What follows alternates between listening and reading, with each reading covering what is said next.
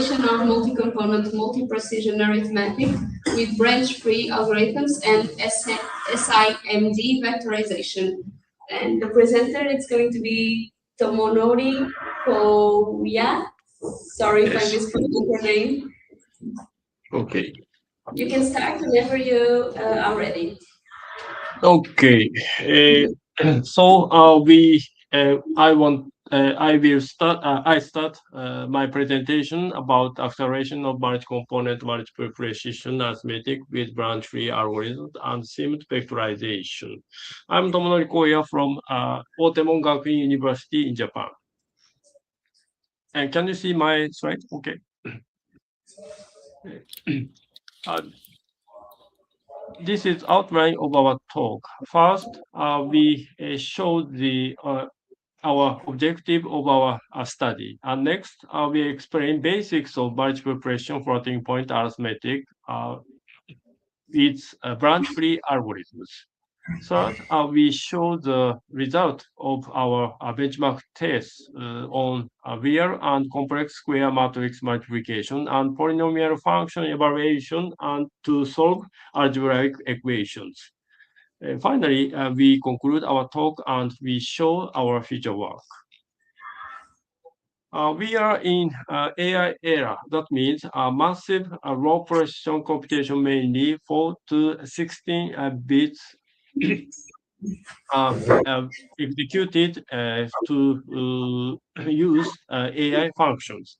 But for scientific computing, high precision numerical computation is very effective. So our object is to pursue techniques for executing high precision scientific computation by using variable length mixed precision computing and parallelization and AI-assisted program development. This is the current status of our developing BNC MatMir. The BNC MatMir is a high-precision numerical computation library, including multi-component type floating point arithmetic, such as DD and TD and QD floating point arithmetic. They are accelerated with simulation such as AVX2, AVX512, and now AMP and Neon SIMD instructions. So our objective is to accelerate our BNC MatMir library by using branch-free algorithms. Branch-free algorithms have been proposed by Zhang and Aikin at SC 2025 conference. They claimed that the branch-free algorithms are very effective for any type of multi-component floating point arithmetic, but we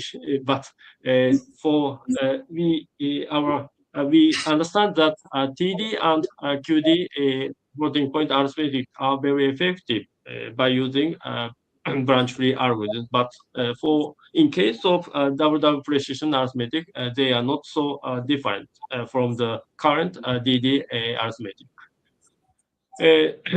The three types of multi-component floating point arithmetic that have been implemented in our BNC MatMir library: double precision, triple double precision, and quadruple precision floating point arithmetic. The EFT techniques, error-free transformation techniques such as quick to sum, and to plot functions are very important ones to implement multi-component type floating point arithmetic.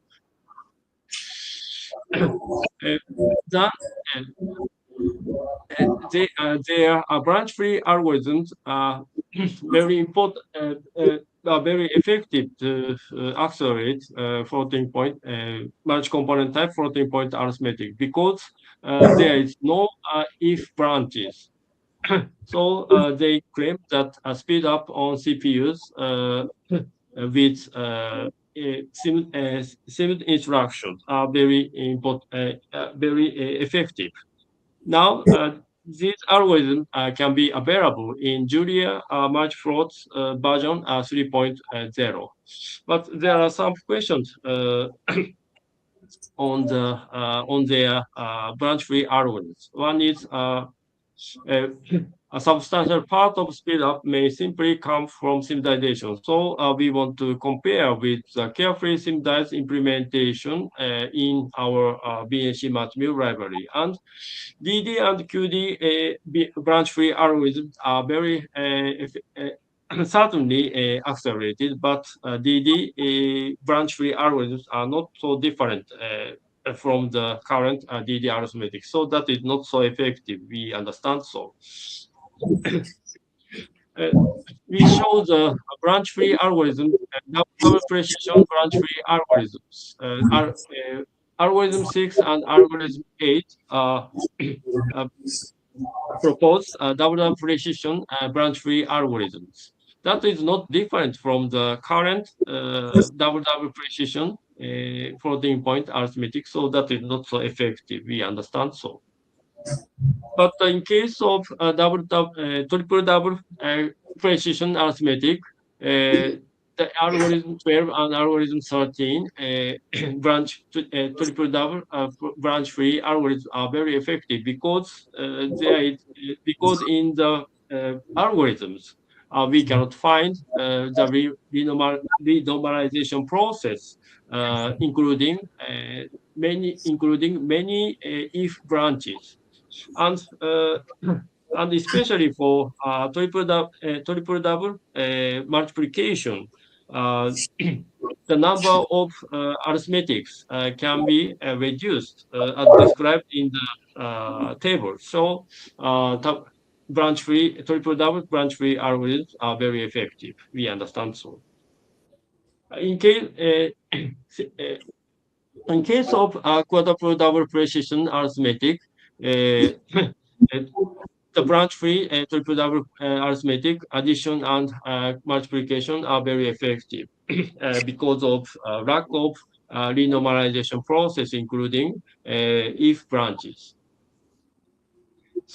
We show the result obtained our benchmark test on ARM CPU and x86 CPU, described in the slides.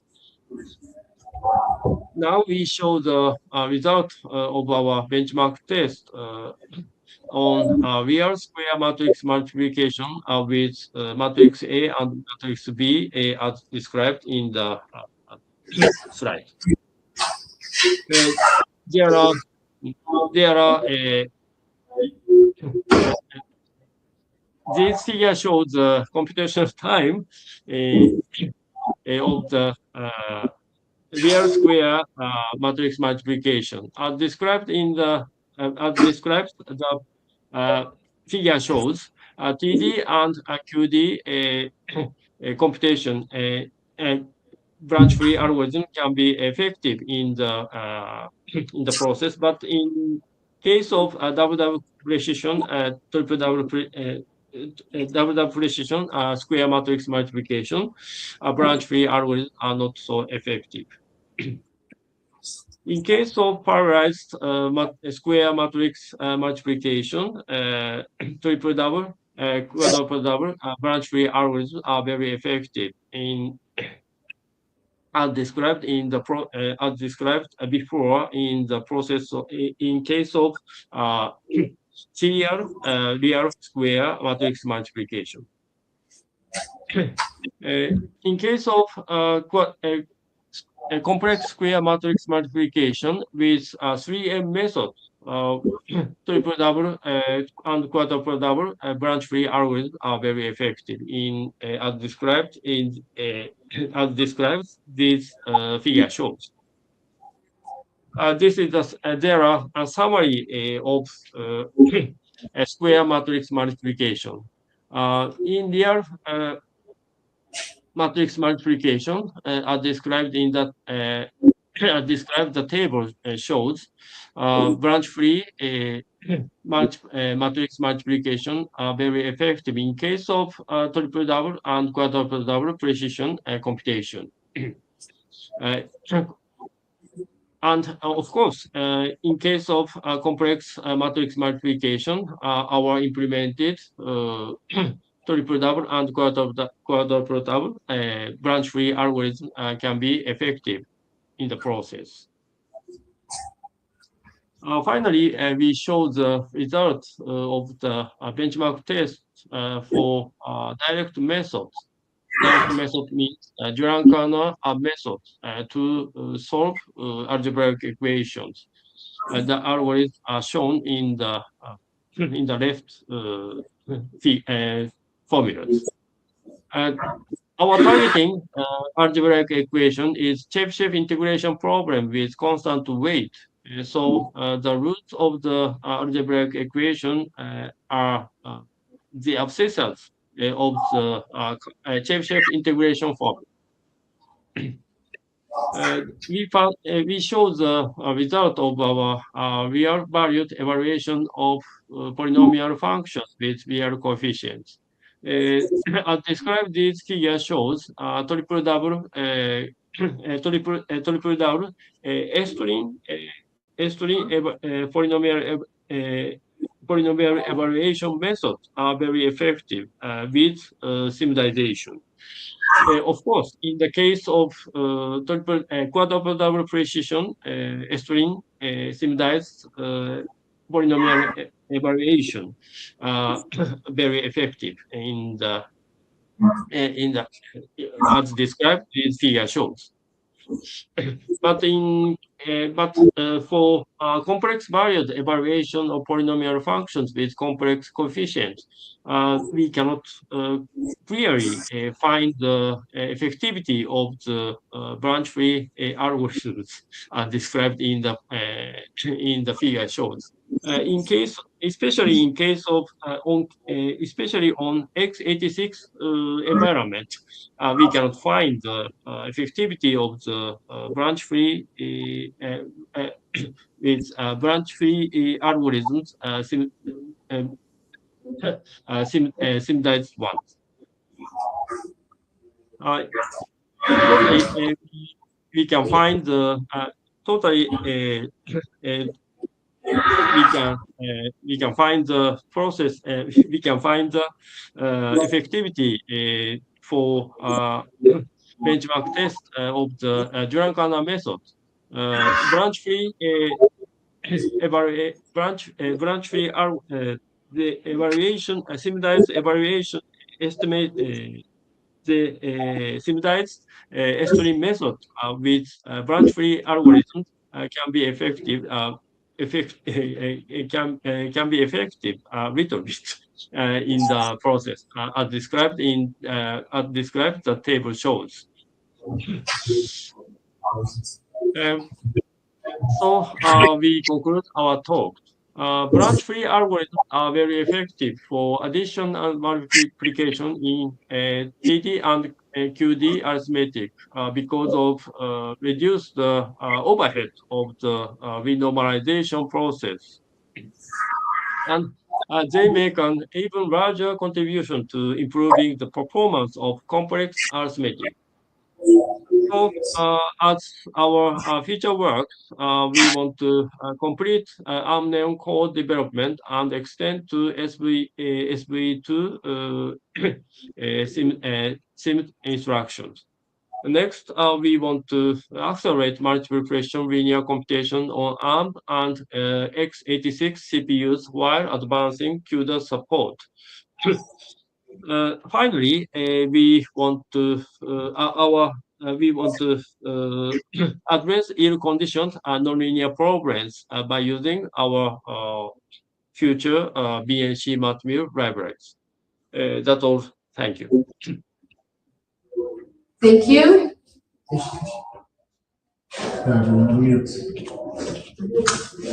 Does anyone have questions?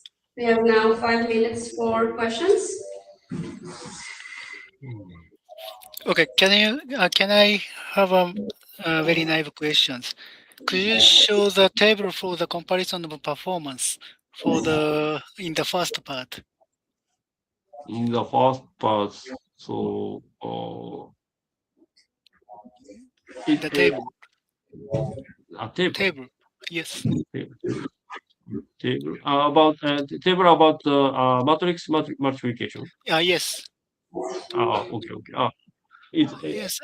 Yes, okay. this. So I wonder why BFS Mm. plus MD, the performance for the DD is not good. Because Can because so uh, sorry for lacking the explanation about the real gem tables. Uh, the the second, the third S plus seemed column shows the result of the current result of the current double precision current mul- current algorithms. So, in case of double precision, the current current double precision are more effective than proposed double precision branch tree algorithm. So that is so in case of double precision, the current version is its current version is more effective than double branch tree algorithms. I see. So you mean the difference is just the implementation? Oh yeah, If yes, yes, yes, uh, and of course, and in the proposed double precision branch tree algorithm is the same as double precision accurate addition. So that is more that is not effective than current simple simple double precision addition algorithm 4. I see. I see. Branch tree addition is not effective because of that it's because of the because they are it is the same as current accurate addition double addition. But Sorry. but but in that case, so the Mm. performance should be the same or similar. No, no, no. Our current double precision is it's using simple double addition algorithm 4. So our addition is effective, more effective than current I see. our current. So yes, yes. There Sorry is a for that. comparison between the algorithm 4 and 6. Yes, yes, yes. I see. Yes, yes. Thank you. Thank you for the discussion. Does anyone have more questions? No, so thank you to Monori. And let's now proceed to the second presentation. Thank you for your attention. Thank you. Thank you. So now we are going to have the paper extracting models of dynamic human health behavior from real-life personal health data with Afonso Sarmiento.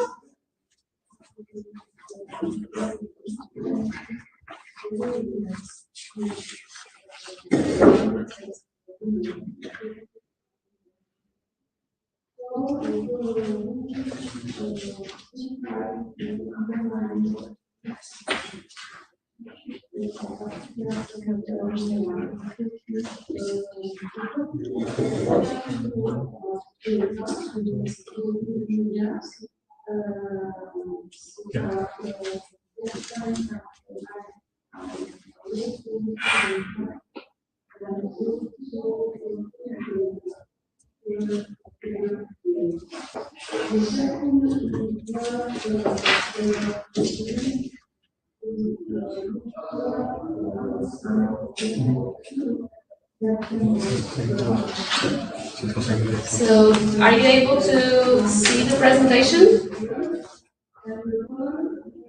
online? Someone, Hideo, can you see the presentation? Yeah. Okay, so let's start. See. So, hello, good afternoon. My name is Afonso, and now I'm going to share with you some of the work that I've been doing during my master thesis that resulted in this paper called Extracting Models of Dynamic Human Health Behavior from Real-Life Personal Health Data. So, as we know from World Health Organization, there is a global increase in the incidence of non-communicable diseases that are aggravated by unhealthy lifestyles and habits. For example, smoking, the non-practice of physical activities, and so that leads to a urgent need of for health promotion in individuals and the empowerment of them to the management of their own health, not only to not overload doctors and nurses, for example, but also to educate people in a personalized way, for example, through self-monitoring behaviors or self-care practices. With this, and after some literature review, we discovered a gap. That is the gap we are working with. That is, there is a lack of approaches that are capable of modeling the human health behavior dynamics. So we have a lot of data, but we don't really know or have means to work with it in a personalized and useful way. We have some models that specify determinants of behavior, but they fail to represent the behavioral and their temporal dynamics. And we have also a lack of mechanisms for representing the human health behavior characteristics.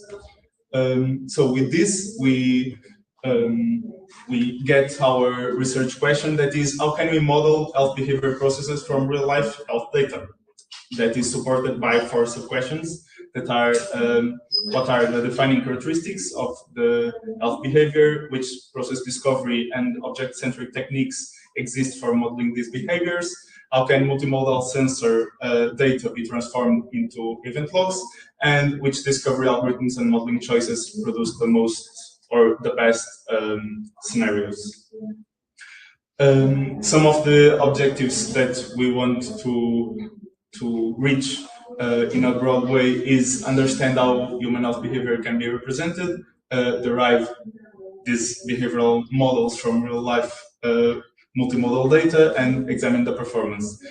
Being more specific, we are going to make a review of process discovery algorithms, transform these multimodal records into event logs, and identify which algorithms offer the highest performance.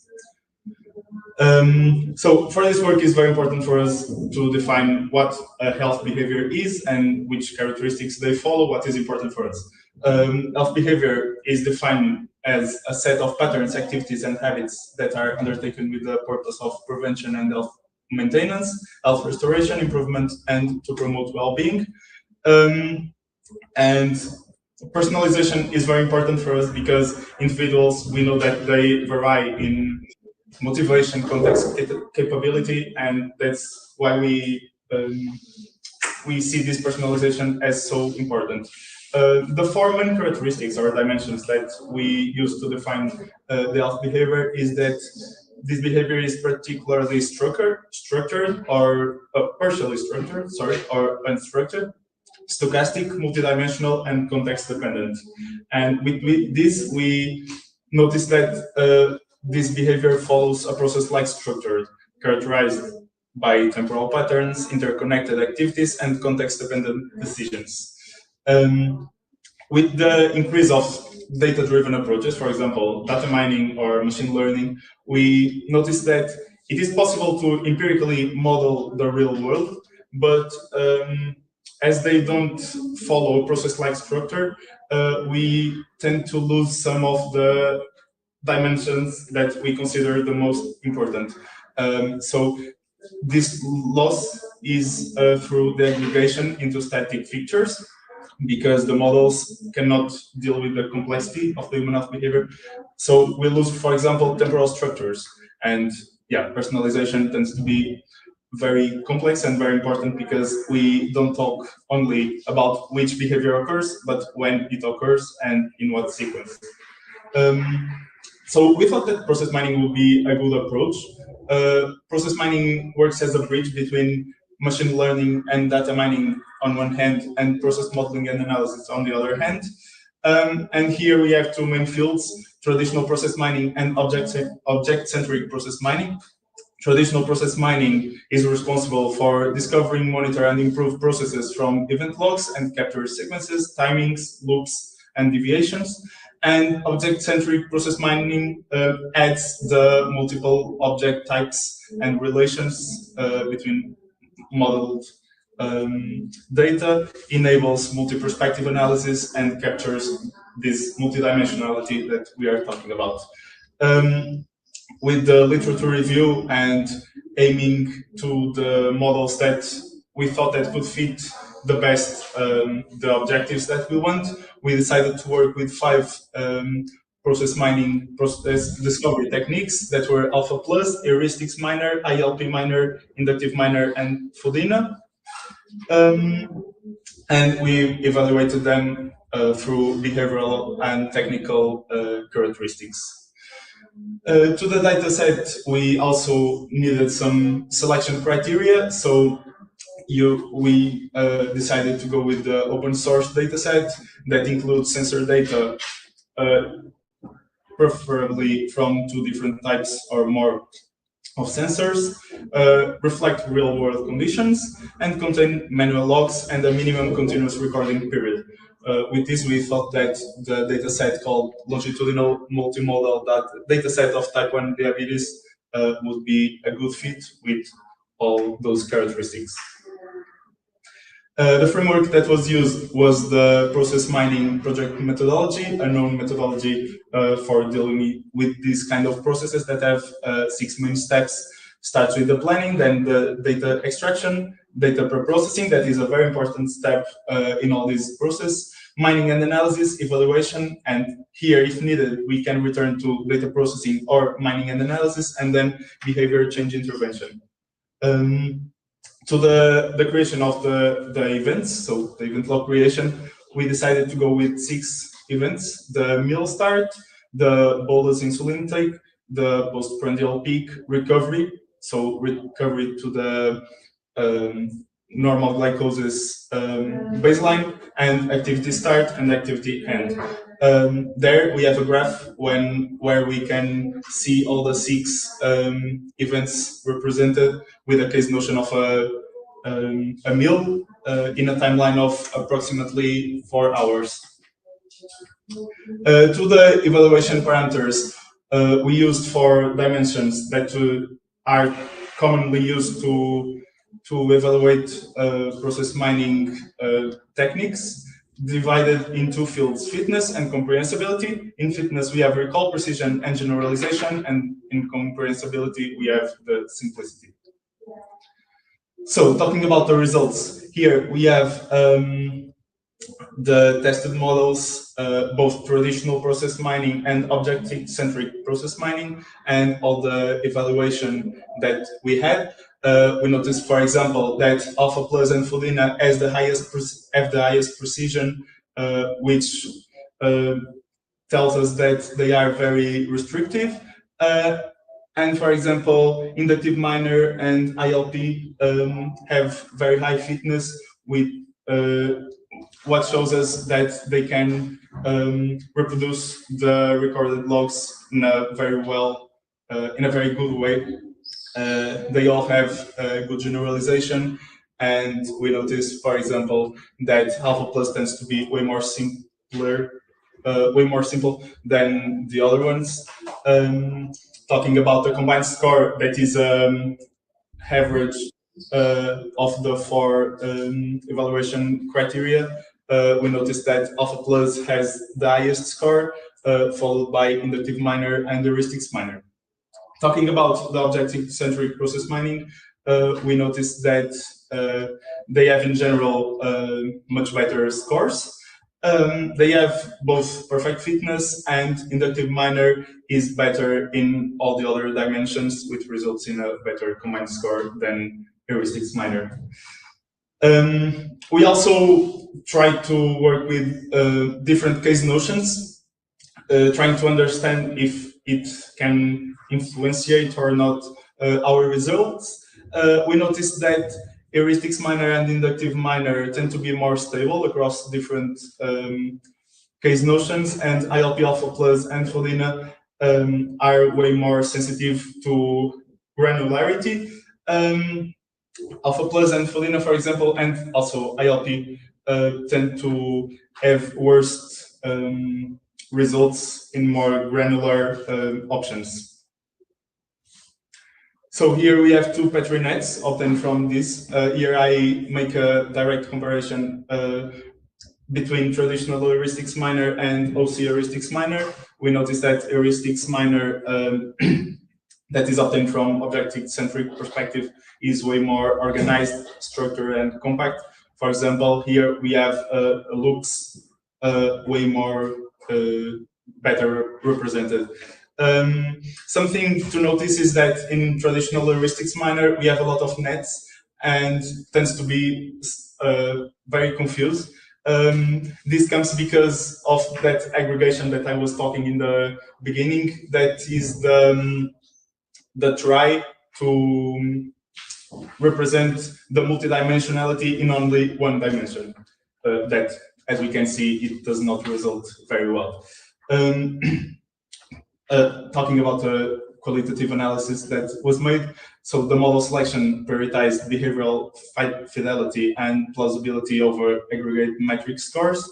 Heuristics miner, we noticed that it captures very well habitual routines with precision and is very robust in noisy contexts.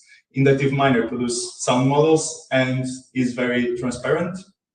We noticed, for example, that process mining, that high fitness, alone may mask some overgeneralization or some clinically implausible behavior. Some of the advantage that we found in OCPM is that it preserves interactions between behavioral and contextual entities. It reduces the overgeneralization and overfitting effects, and it better represents multidimensionality and is better in line with the stochastic and partially structured nature of the human health behavior. Some study limitations and future work. So in terms of study limitations, we only work with a single diabetes-focused dataset. All the process mining technique is very sensitive to preprocessing and case definition choices. And we noticed that the deterministic control flow models cannot fully capture the stochastic dynamics. In terms of future work, we thought that some things could be useful and interesting. For example, the development of algorithms that more closely align with the behavioral patterns of interest. Maybe build an interface capable of assisting users with the information that we get from process mining, and investigate also some alternative approaches to model and interpret the behavior. In terms of conclusions, we discovered that no single process discovery technique can be assumed as ideal for modeling human health behavior, but object-centric process mining offers a more appropriate framework for health data. Here, heuristics miner and inductive, and particularly under OC interpretations, demonstrate characteristics that align more closely with the requirements of human health behavior. So, thank you. This is my work. If you have any questions.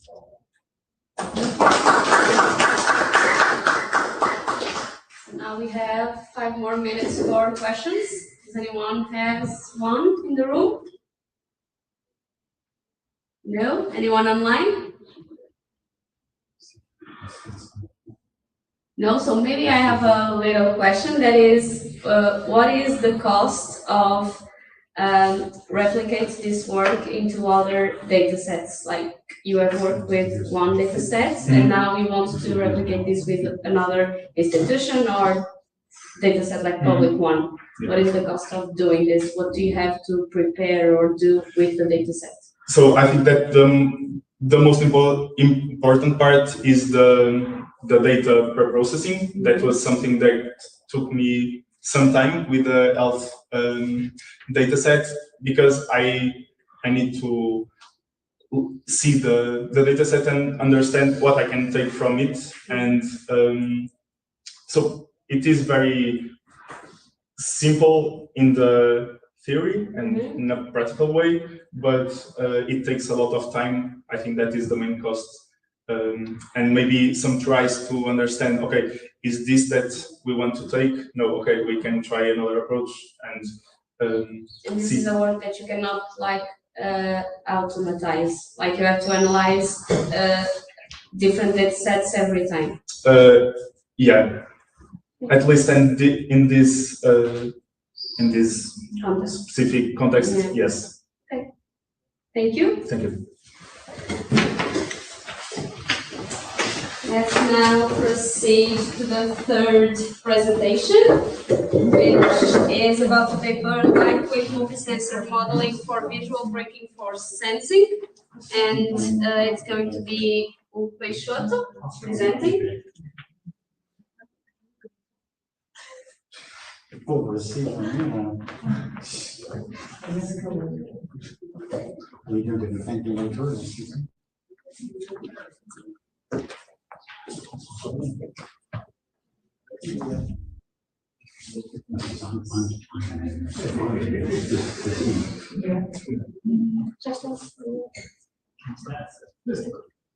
Posicionar coisas.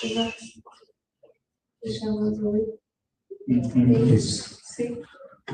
Acho que é isso. Tem que partilhar aqui. Não tá? Não. Tá certo, eu tenho que partilhar aqui. Não.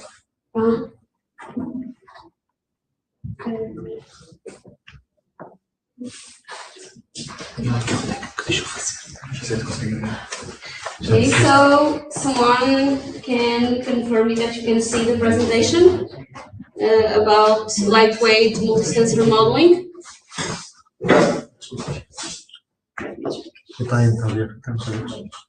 Okay, so let's start with the presentation. Thank you. So, let me just prepare here. So,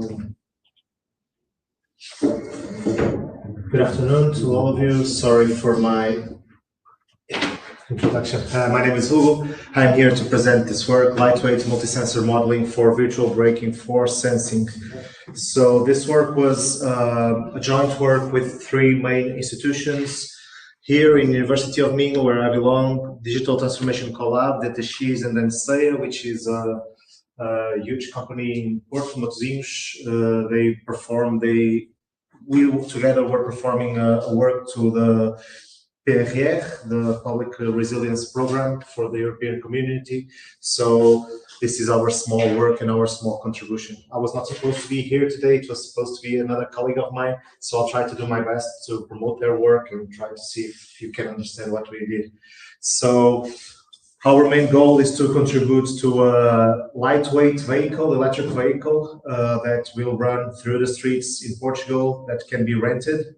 And we wanted to develop some sensoring to that car so that the operator back in the room can see if the vehicle is being well driven or not. And we wanted to do this as low budget as possible, with the least sensors possible and the most accurate as possible. So we have several use cases. This is only a use case. This is only a small use case. It's still undergoing. Today is the last day of the project. My colleagues are collecting data to another evolution. That's why they are not here today. So I'm going to talk about the motivation in the background. I already did somehow, but I'll try to go deeper. Then I'll talk with you about the key break data set that we already published. So it's online. It's publicly available for anyone to use it. Then the methods and experimental design, some results in evaluation, and the conclusions and future work. So we wanted to measure the braking force. So when the car is driving, we wanted to see if we were able to see in newtons in real time whether the pedal brake is being shut back down or not. And that's important because it can allow us to predict maintenance of the car, to see the erosion of the brakes, if it's going hard or not. And you would say that most of the cars have this, but most of the cars have only a warning sign, a sound warning sign when your brake reaches an amount of limits. There's no pedal brake sensor input on product cars. Like, it's cost really expensive to put in, and the gains are not that much. But in this case, for our scenario, for a renting company and for a EV electric vehicle with low budget, we wanted to see if it works okay.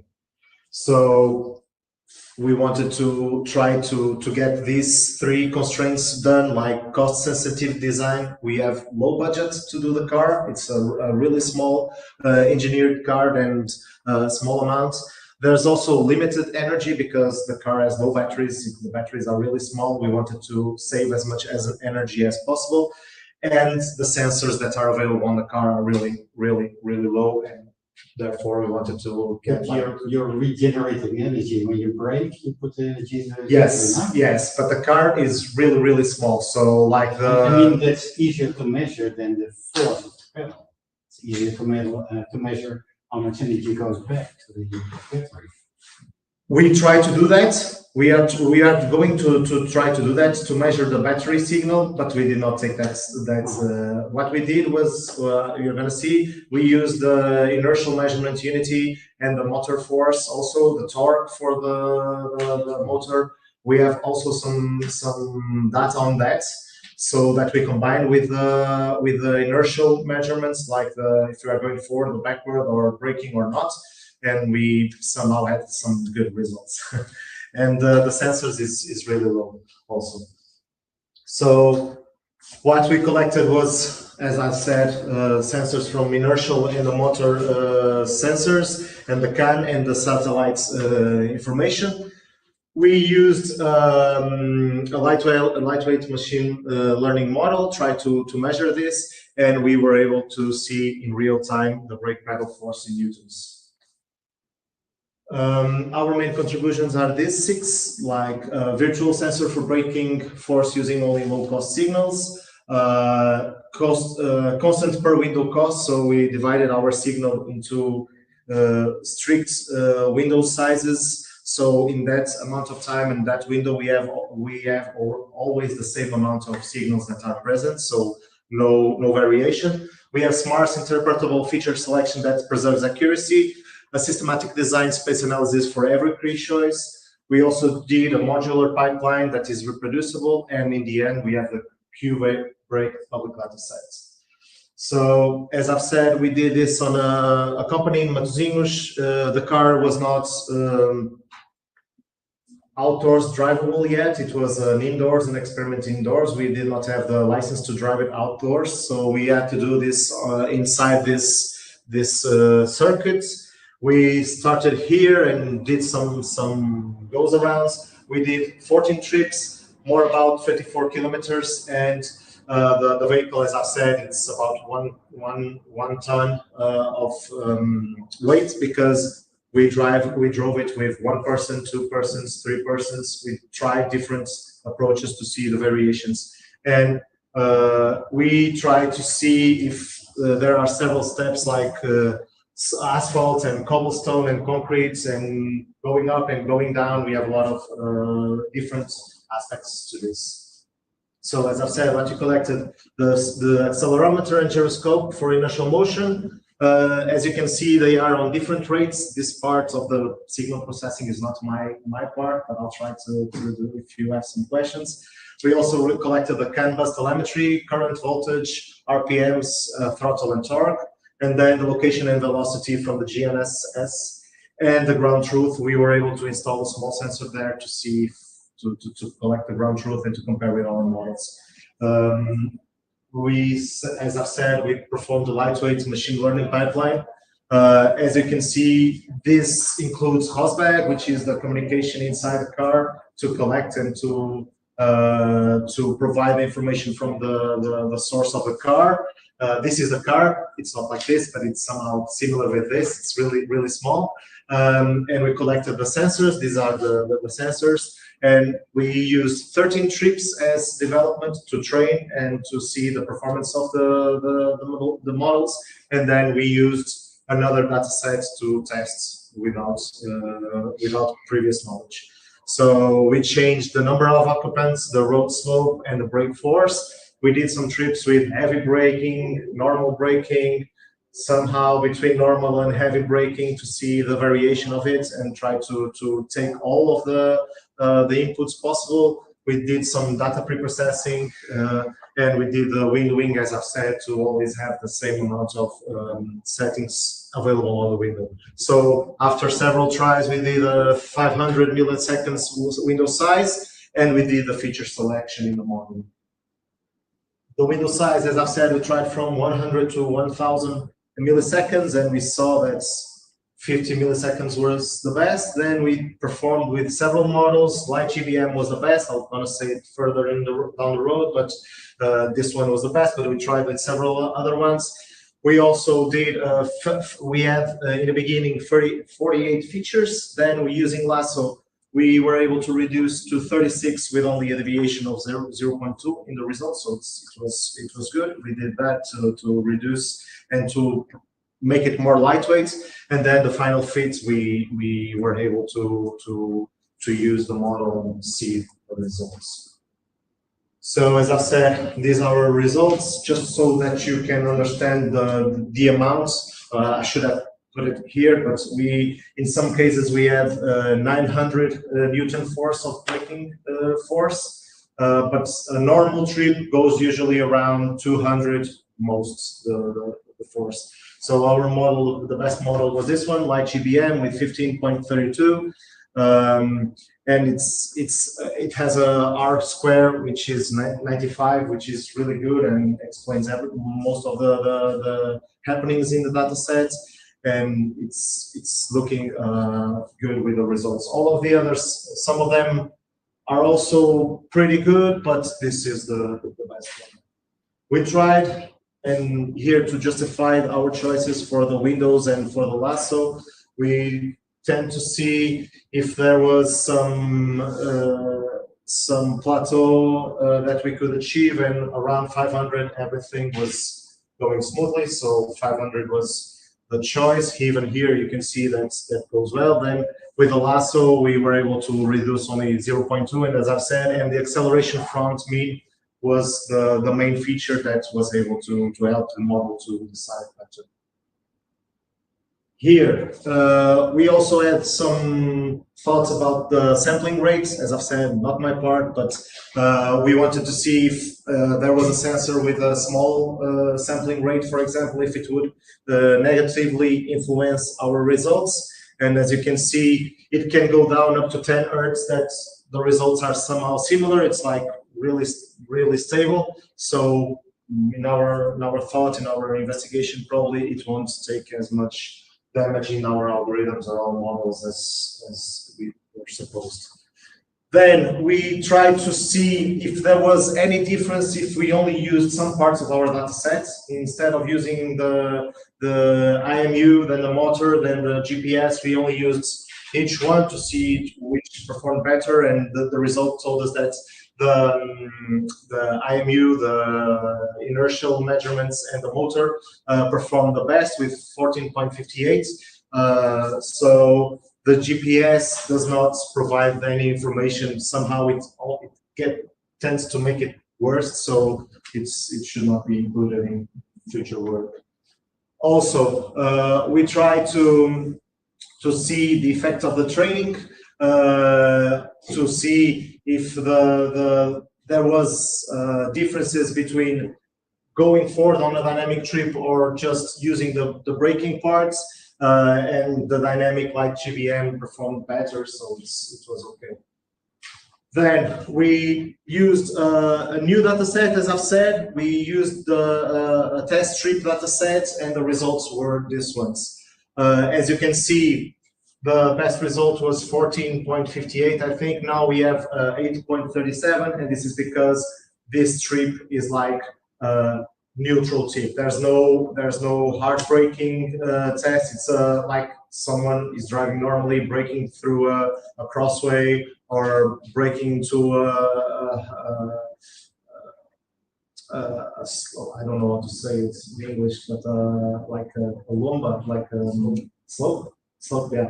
Like when you see a slope on the road, you brake just to, but it's normal testing and normal driving, no hard braking or no instant braking, testing the brakes of the car. So it was good, and we have to say that for a normal driving and normal behavioring, it can perform well, and the results are pretty satisfactory. So concluding our presentation, LightGBM, as I've said, achieved the best performance across the 12 evaluated models. The accelerated front mean is the most influential feature using the IMU. 500 milliseconds window balances temporal contests and responsiveness. So it was the threshold and the trade-off that we used that performed the best. Lasso reduced the features, and we were able to reduce the dimensionality of the data set. And the performance also remained stable down to 10 Hz, and the sampling rate was fine. So the final model, 8.3, with a root mean squared error, and the mean average error with 4.38 newtons. We are able to say that this is ready for embedded deployment. We are currently working on it. We of course have several limitations, as you may expect, and as you may identify in what I presented. It's only one car in a closed circuit with no other cars and no other aspects going around the drivers and what's expected to brake or not. No crosswalkings, no other stuff. But we wanted to see if in the future we are able to go to the urban traffic. The car is now fully drivable. We can use it. We can go outside and test it outside. And we want to see, for example, in adverse weather or different driver, it can generalize better and have similar results. So also this part is what we are doing currently at this moment. My colleagues are back there deploying this in a housebag within the car, within the car hardware, so that we can provide and prove that this works. So I don't know how much time did I take, but that's what I have. Yeah.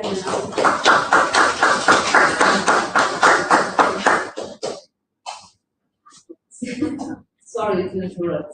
I'll try to turn off the glass, check if it is better, okay, more fresh, or in the middle, probably, or nothing. At least the sensation is better without lights. But and if you need, you can turn on the okay, light, okay? If you need, okay? For now. Thank you. So now we have like 7 minutes for questions. Yeah, sure. Yeah. Can you go back to slide 14? So 14. when you have the, okay, so you have an explanation why I plus M work better than I plus M with G. Yeah, Does G add some noise to the... No, it has noise, but what I can tell is that we had several issues about the GPS positioning and the usage of the GPS, because we were using the GPS that was within the car, and it was not really good. The sensor was not that really good. And I believe that sometimes it would not measure correctly at all. And that's why it would negatively affect this. We also had like a mobile phone that had everything, like the accelerometer, gyroscope, and the GPS together. We are trying to implement that with also that data to check. But the GPS of the car was really bad. That's why we did this, because we already knew from the experience of collecting the data that it would make some difference. So it's not because of the feature itself? Yeah, probably the about the sensor. Yeah, I would say so, yeah. Anyone with more questions? Anyone online? So maybe let's go to the fourth presentation. Thank you.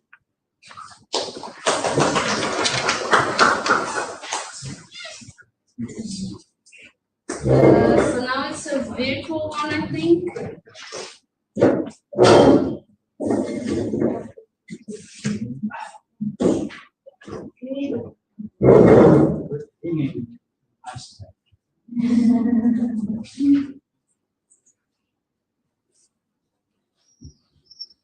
Now we are going to have data-driven hospital scheduling, multi-criteria evaluation of algorithms approaches, and I think it's Afonso presenting. Yes, sure. I'm going to share here the Share the screen, I think. yes. Are you able to? I think let me see.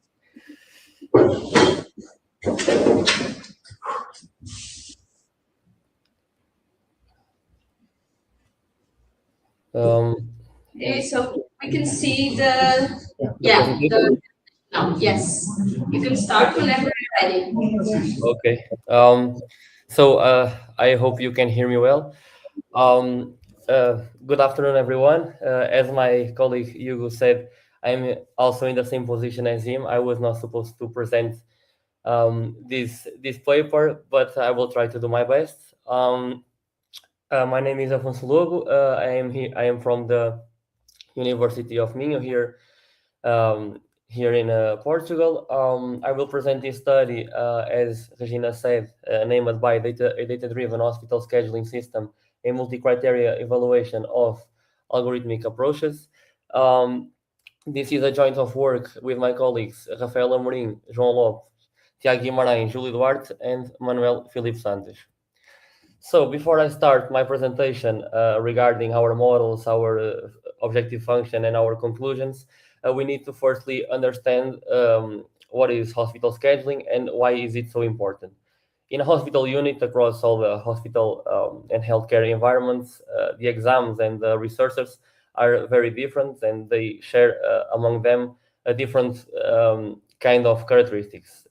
Regarding the exams, we have things as duration changes, urgency changes, and all the resources, as I said, shared in a hospital unit remain limited. Beyond that, there are also some kind of hard rules or restrictions that we need to take into account when we are creating in this kind of context an hospital schedule for hospital exams. For example, we need to take in account that, as I said, the equipment is limited. We need to take in account the shifts of the medical staff and the clinical deadlines that we need to fulfill when we are trying to fit the best schedule possible for a requested exam.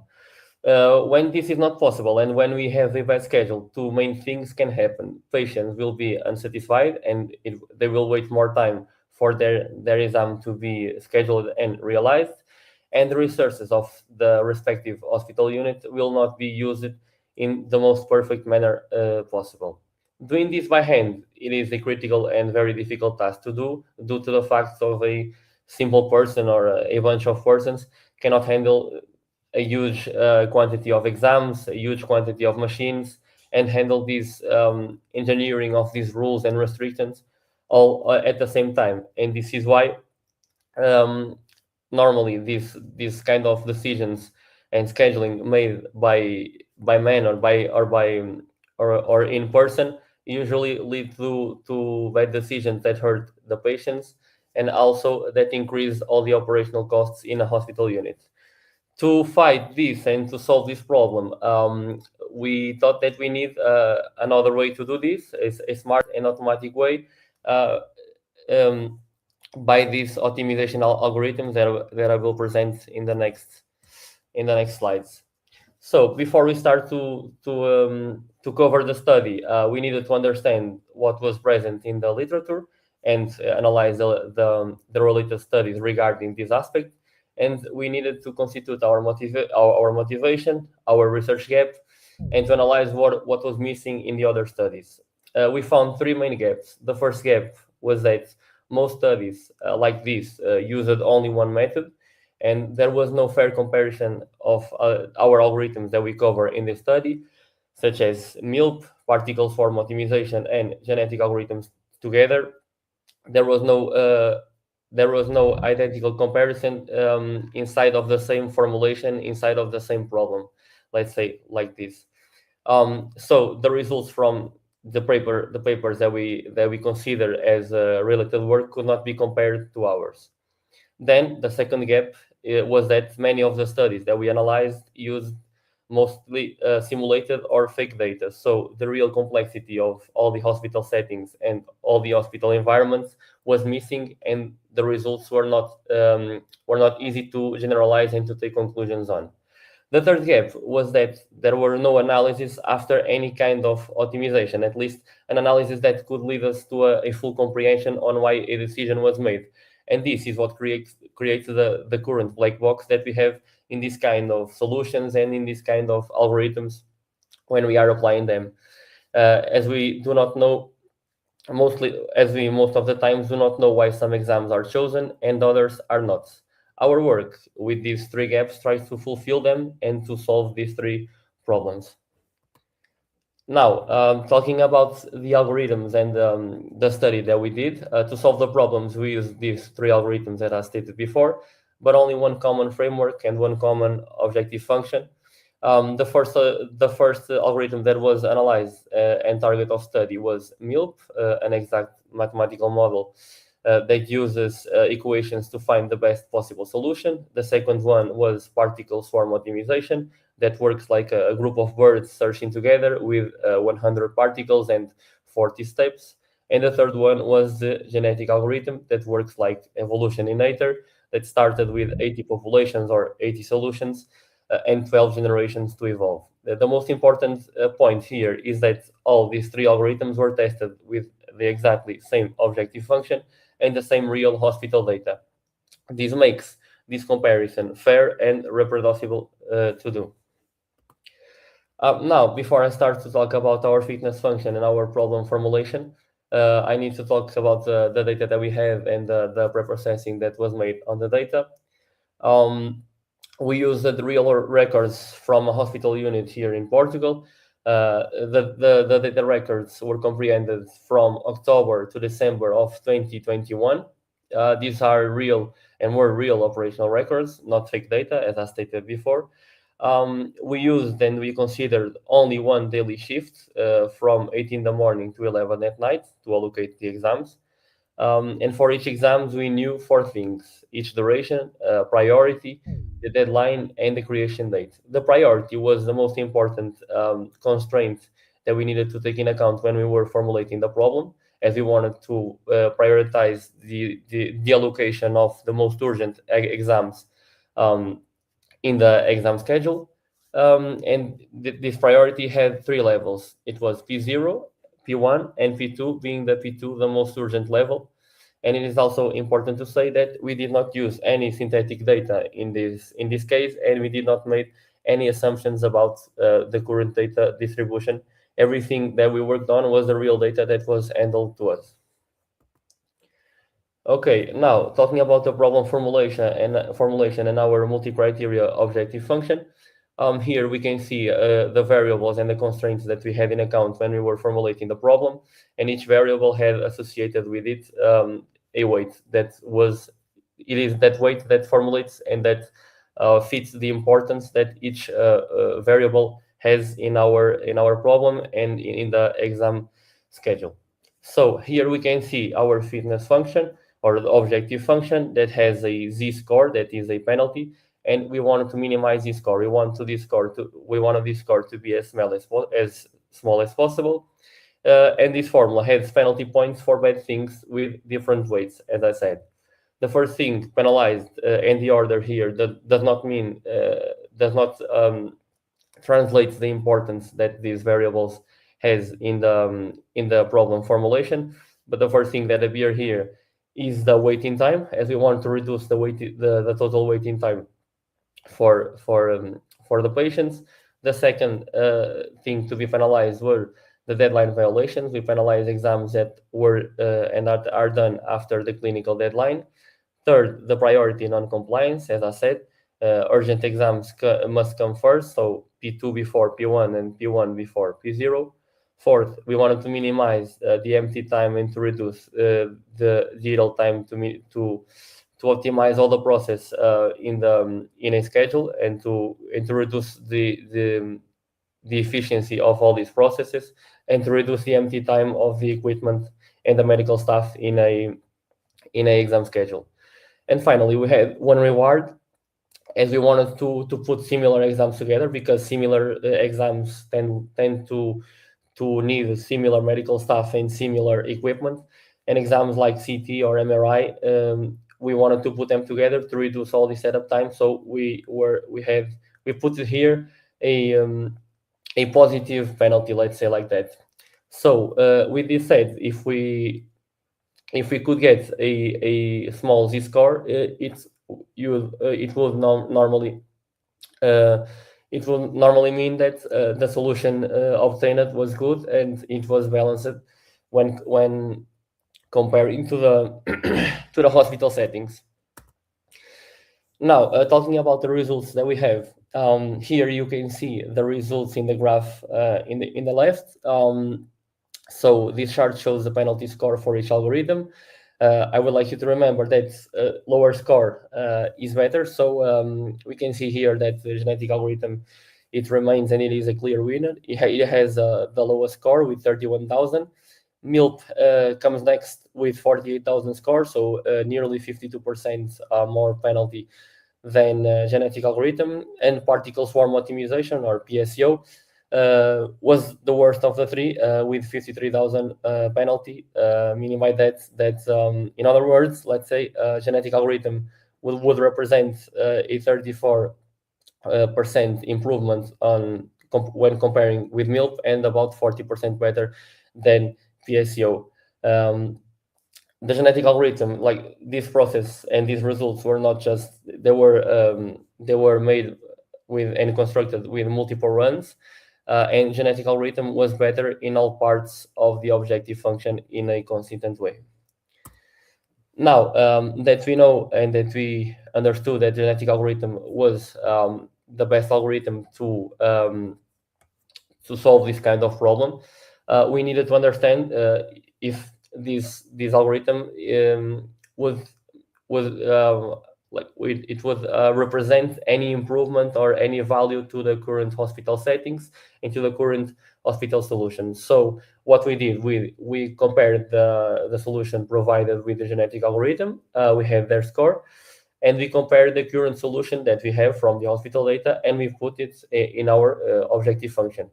And we get and we got the both penalties, and we can see here the comparison between the one solution and another, and as we can see here, the difference it is really big. The penalty of our model, as I said, it is 31,000, and the penalty of the hospital settings, as they were, is nearly 800,000 z-score. So this means what? This means a 25-time penalty reduction, meaning by that we can say that genetic algorithm performs 25 times better than the hospital solution or the hospital settings that they had. Our model schedules only the high priority exams in the window of the scheduling. That were the P2 exams. 100% of them respected the deadline. On the hospital solution, on the other side, we had multiple priority exams. It was a solution that mixed P0 exams, P1 and P2, and had many deadline violations. So we can see that the focus strategy on genetic algorithm gave us much better results than the hospital settings, and gave us much better results to prioritize the most urgent patients when looking for the exam priority. Now, having this said and understood that we could represent a value to the hospital units when comparing to their settings, we needed to fulfill the third gap, that was the black box gap, and we needed to analyze the results and get some valuable information to explain why this happens, and to try to understand which characteristics of a certain exam would drive that exam to a location. So what we did, we used clustering with a k-means method, and we found two clear groups that we were expecting to find, obviously. On the left, you can see the characteristics of the exam that were scheduled.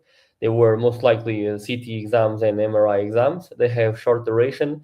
They usually have high priority and a good time window. On the right, so we can see the characteristics of the exams that were not scheduled.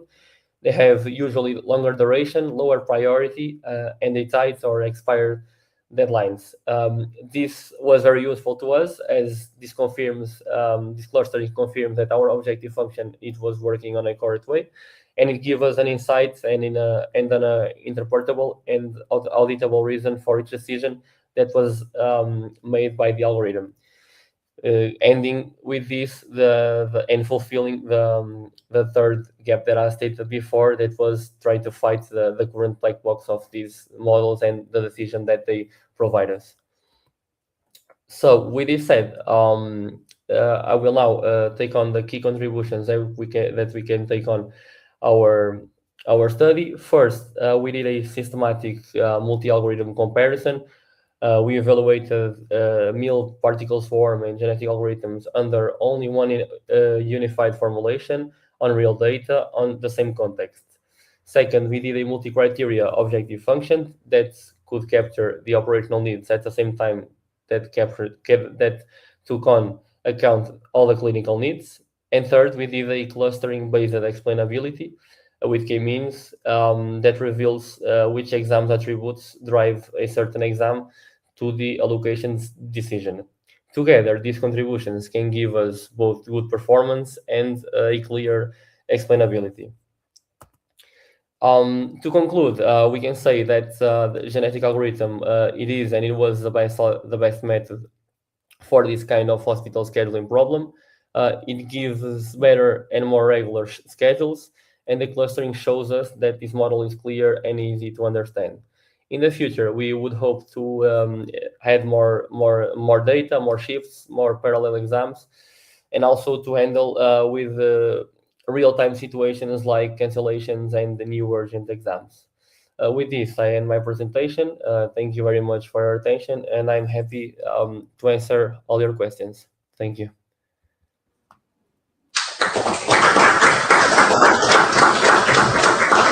So, does anyone in the room has questions to Afonso? Maybe someone online?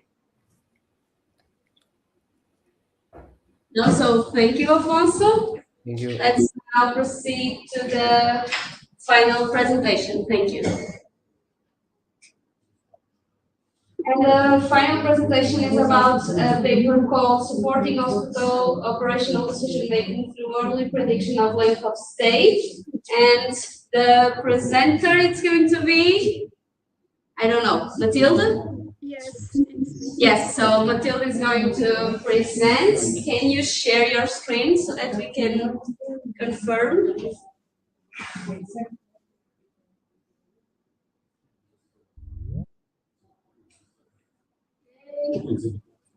You can start, yeah. Okay, so sounds good. You can start the presentation whenever you are ready. Thank you. So, good afternoon, everyone. My name is Matilde Souza, and today I will present our working title, Supporting Hospital Operational Decision Making Through Early Prediction of Length of Stay. This work is made by me, by João Lopes, Tiago Guimarães, Agostinho Barbosa, and Manuel Filipe Santos. This work was carried out at the University of Minho and focused on how machine learning can support hospital management by predicting a patient's length of stay as early as possible. So I'll start with a brief introduction. Hospitals are currently under significant pressure due to increasing patient demand, limited resources, and overcrowding. In this context, one of the most important operational indicators is the patient length of stay, because it directly influences bed occupancy, discharge planning, and patient flow through the hospital. If clinicians and hospital managers know at the time of admission approximately how long a patient is expected to stay, they can anticipate resources needed and make better operational decisions. Machine learning has shown great potential for this type of prediction because it is capable of learning complex relationships that traditional statistic models cannot often capture. However, this work forces and how they can improve. So in terms of research gap, most existing LAS prediction models rely on laboratory and treatment information, use data collected during hospitalization, and cannot support decisions made at the time. Our objective with this is to develop and compare machine learning models that predict this length of stay using only information available at the time of admission or transfer decision. We have these two situations that we'll be studying. Our main contribution is the early operational prediction, the comparison of two hospital contexts that I will explain very soon, and the comparison between classical machine learning models and neural networks. We also have a context-aware model selection. So in terms of methods, we use the CRISP-DM in this case. So we start with business understanding, identifying the problem and motivation, defining objectives and the solution. Then we did the data understanding, defining our objectives also, and the design and development. Then we do the preparation of this data that I will explain soon, the modeling, the evaluation, and then a base of deployment. So this data, we use anonymous administrative data that includes variables such as demographic information, examples, age or sex, administrative information, and temporal variables such as the admission, transfer time, stay, day of the week, month, and season. We also use operational variables such as care location, origin, and destination units. Only variables available at admission or transfer were used. So we had two types of data. One, we have data from emergency admissions, and the other is the internal hospital transfer. So in early LOS prediction in emergency admissions, it's because emergency departments operate under high demand variability and limit downstream capacity.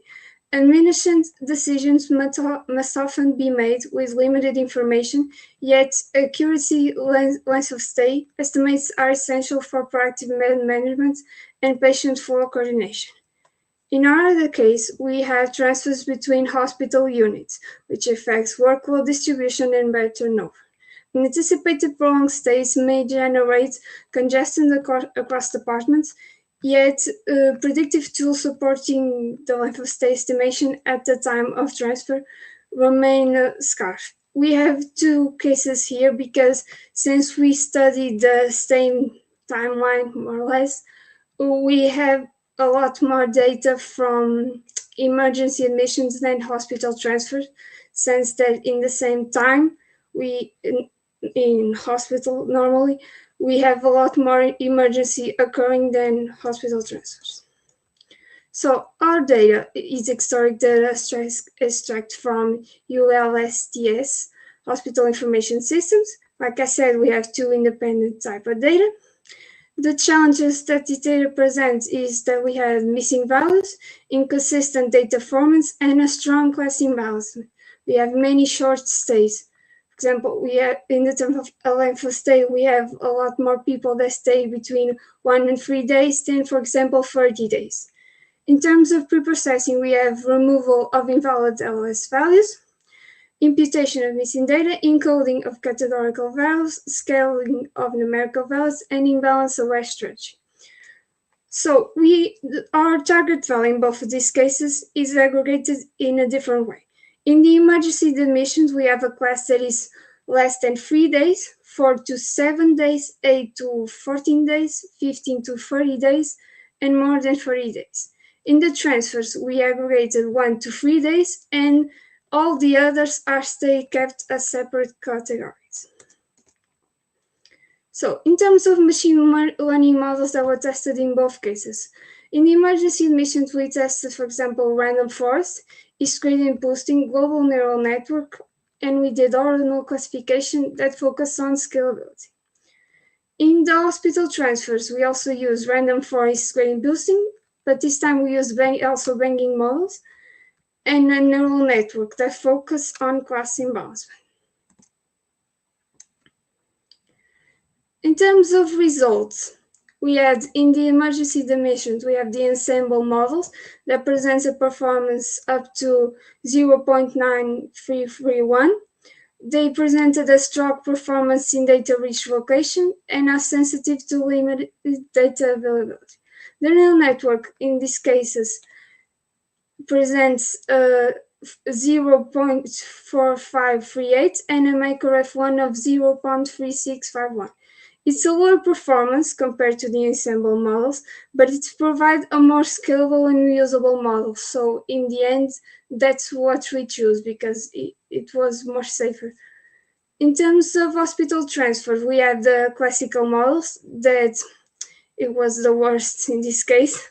It's because of this poor out of time generalization and a close to chance level predictions. The ranking models apparent an accuracy of 0.8883, and it's good overall, but it has a poor performance on the minority classes.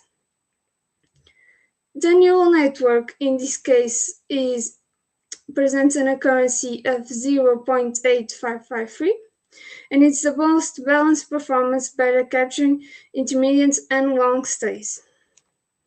So in this case, we also choose the neural network. In conclusion, we like to mention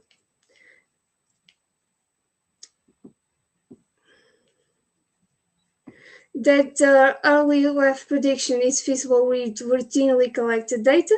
In the emergency scenario, the ensemble models achieve a highest performance, and the neural models provide a scalable alternative. So that's why we picked them. And in the transfer scenario, the neural network achieves the most balanced performance, and this performance depends on data availability and operational context. For future work, we hope that it supports integration into decision support systems. We also already tested an API with some of the variables, and we like to test the models with some of the code variables that we also have, but we didn't use it because we didn't know what the numbers actually correspond to.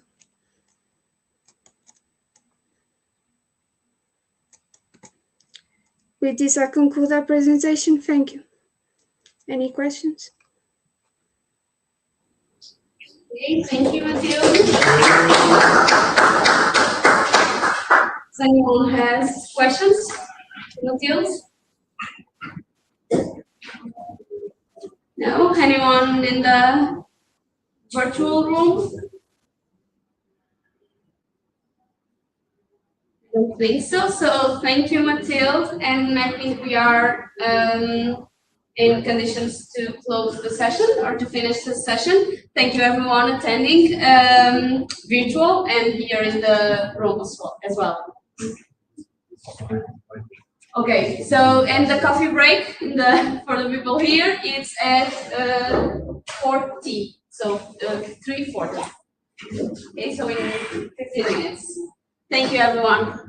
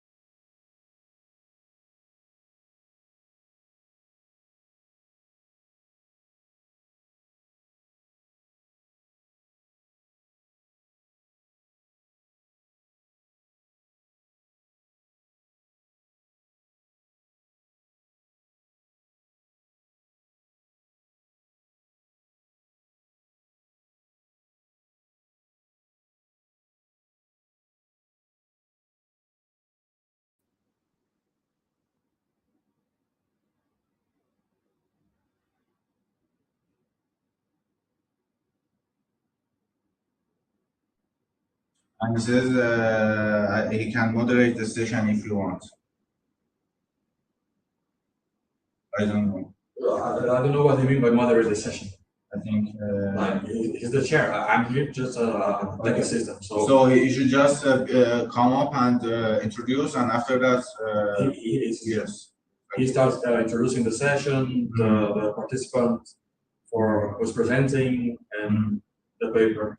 Yeah. So I'm here just to make it so people here can see, and inside the session can see the presentation and hear you presenting as well.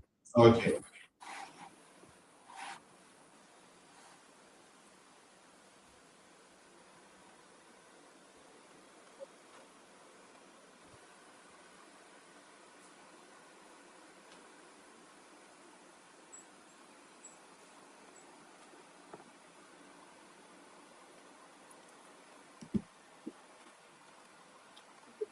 Good evening, everybody. Thank you to be here at this workshop. Thanks to the presenter and thanks to the attenders. I am Renato Zona from the University of Campania Vanvitelli. I am the chair of this workshop. The first intervention is of Maziar Zahed. And the intervention is clustering-based automated generation and multiscale analysis of metamaterial representative volume elements. This is a work about the generation of the base for the metamaterial analysis. And now Maziar can start his presentation. You have 20 minutes, and the floor is yours. Thank you very much to everybody.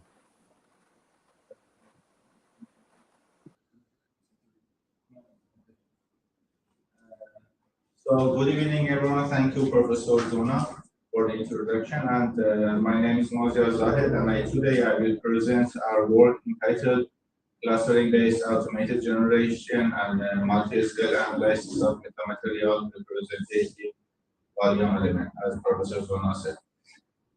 This work was developed in collaboration with my co-authors, Dr. Nima Dulatawadi, Professor Renato Zona, and Professor Vincenzo Minutolo. The main focus of this work is combination of artificial intelligence and computational mechanics for the automatic generation and analysis of metamaterial RVs. Let me express the presentation roadmap to begin. First, I will explain the motivation and the research gap.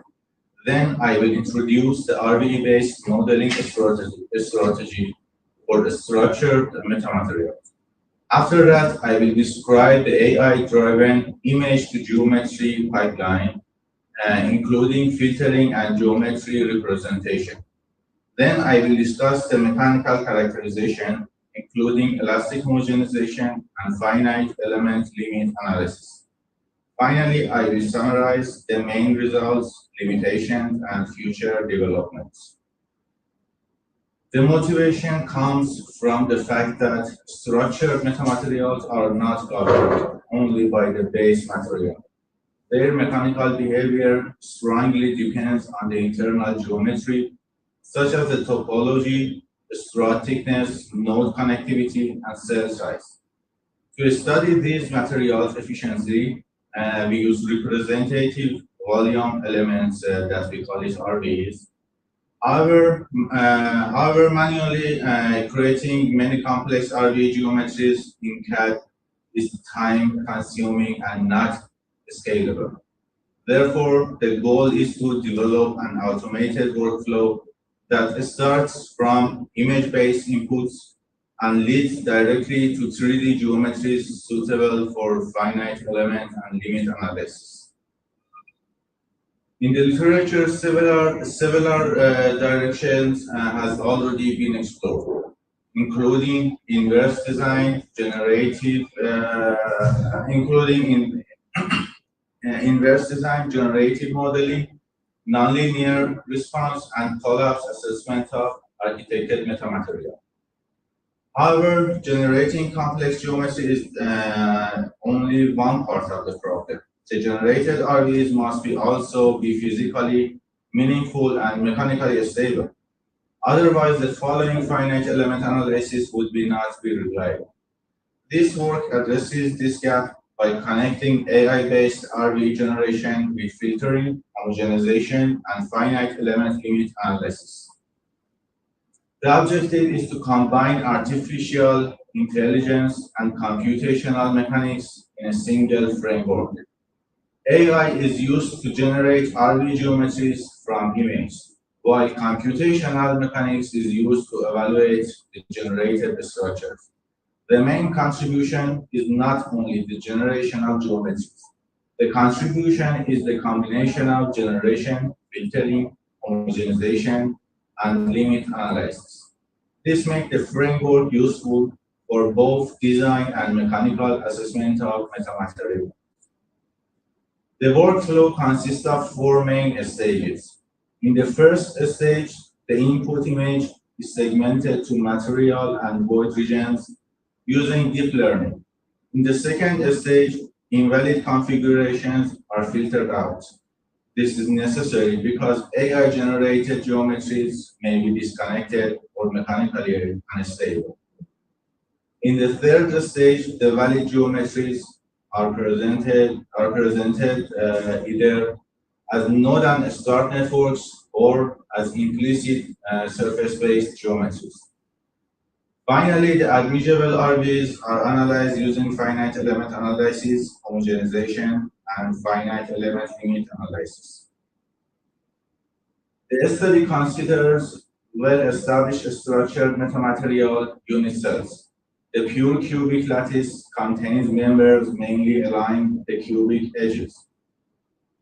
The body center or second truss family introduces diagonal members that improve the load transfer in different directions. The isotropic truss combines these member families to obtain an almost isotropic elastic response. The first computational step is image segmentation. The AI model receives an image and classifies each pixel into a material or void region. This is a pixel-wise classification problem. The output is a 2-dimensional mask that describes where the solid material is located. This mask can then proceed and extruded to obtain an initial 3D RVE geometry. For each pixel, the neural network produces logits for possible classes. The softmax function converts these logits into probabilities. The final class is selected as the class with the maximum probability. During training, cross entropy is minimized over all pixels. This loss function analyzes rank classifications and helps the network preserve geometric fidelity, which is essential for the following mechanical analysis. After segmentation, the discrete RVs can be represented as networks of nodes and struts. Each node is defined by its 3D coordinates. The joint region can be approximated as a sphere or a polyhedral approximation. The strut connecting 2 nodes is modeled as a cylindrical member. Its center axis is defined between the 2 nodes. This representation is convenient because it can be directly converted into beam or link finite elements for mechanical analysis.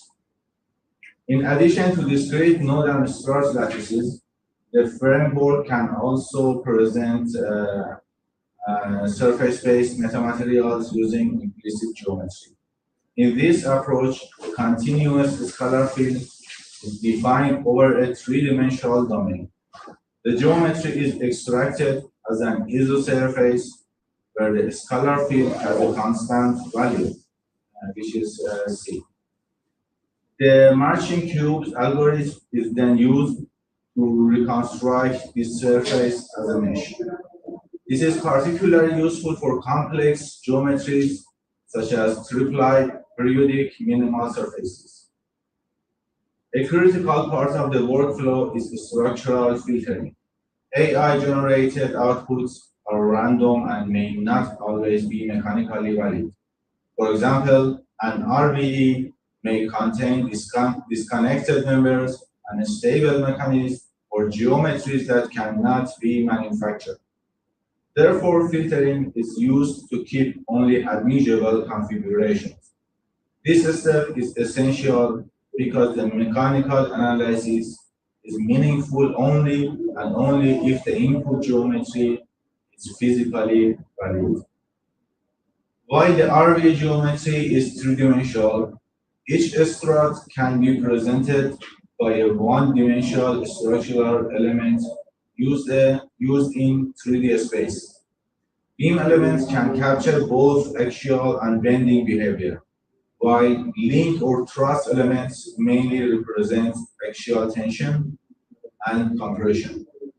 Periodic boundary conditions are applied to ensure compatibility between opposite faces of the RBE.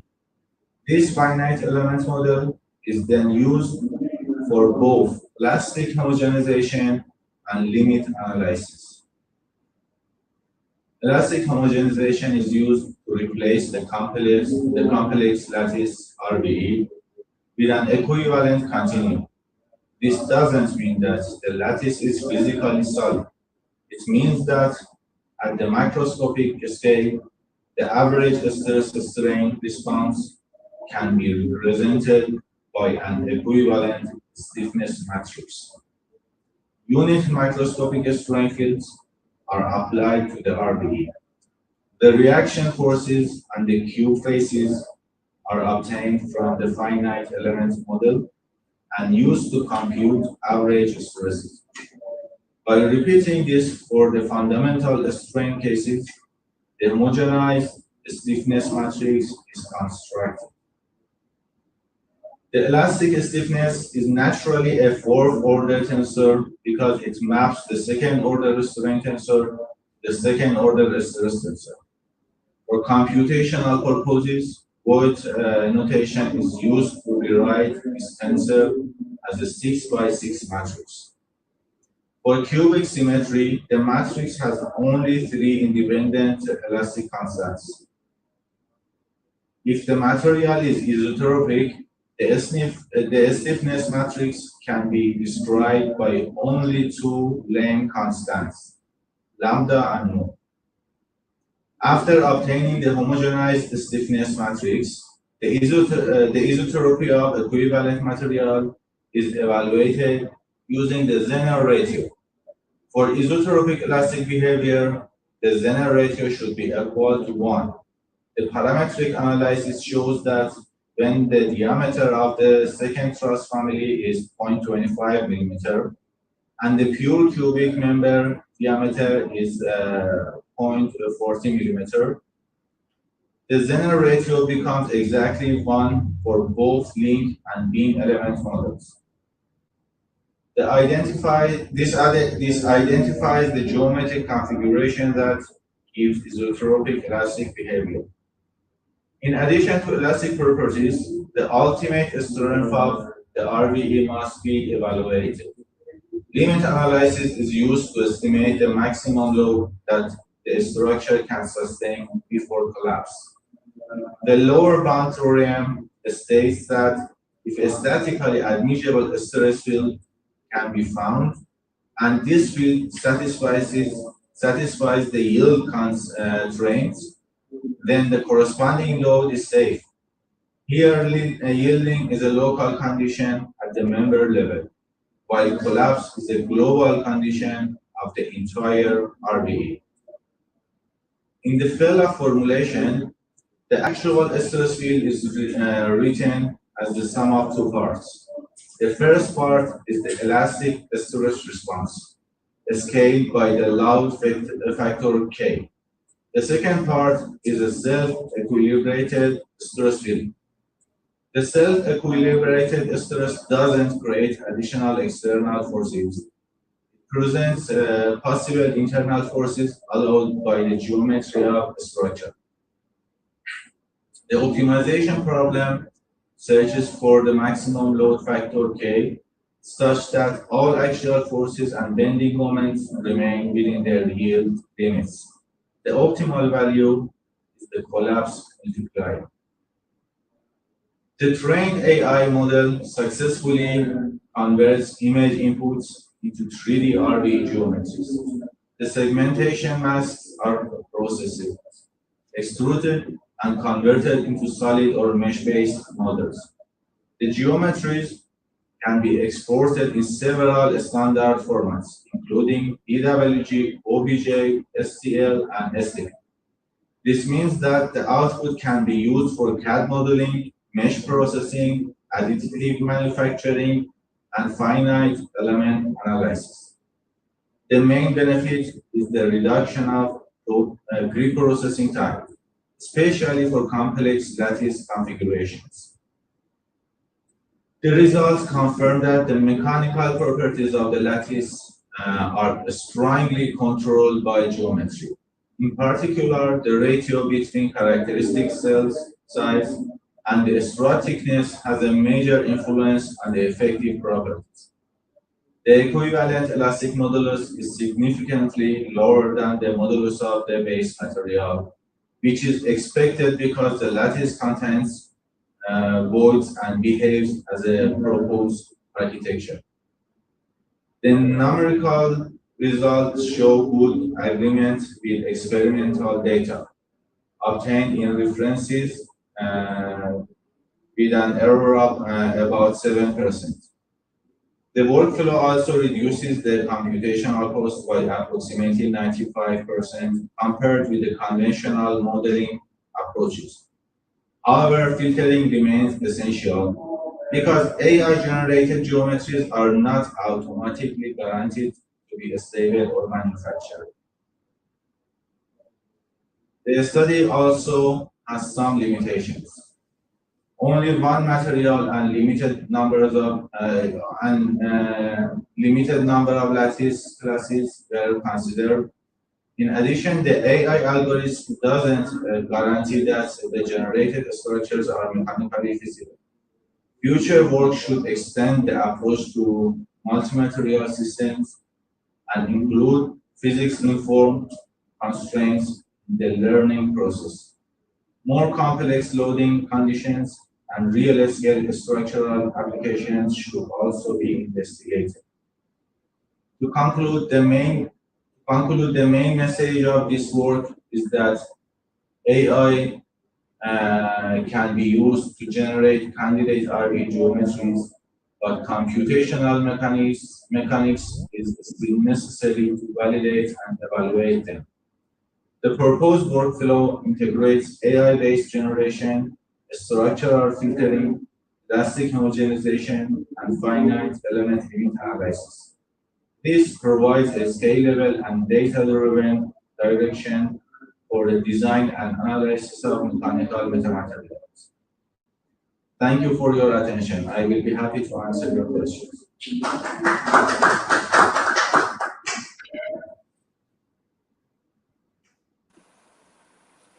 Thank you, Mazziar, for your presentation. I don't know if there are any questions.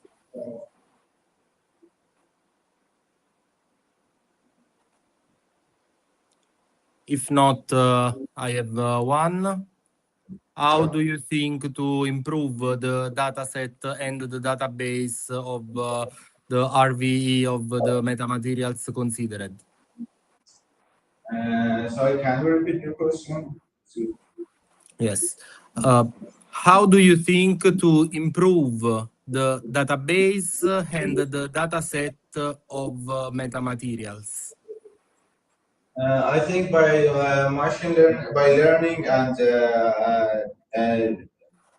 keeping the AI data, we can almost improve the process, and after that we can automate the process of mechanical modeling and outputs of mechanical modeling. Okay, okay. Thank you very much, Mazier. Thank you, you're welcome. If I'm not wrong, the next presentation will be temporal decay function from a quick stream session representation, a comparative analysis of linear and exponential weighting strategies from Denis Guzlekay, Osman Nayek, Ali Aydar Surandin, Mehmet Aktas, Hail Ibrahim Shimshek, and Onur Zilin. And this presentation should be in presence.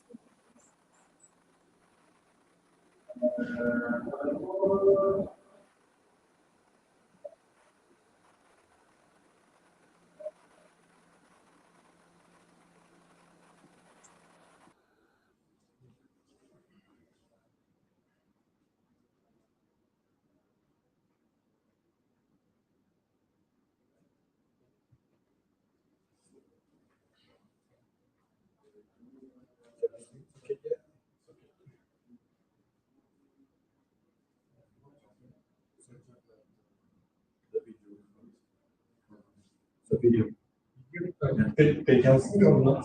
You want a choice? No, no problem.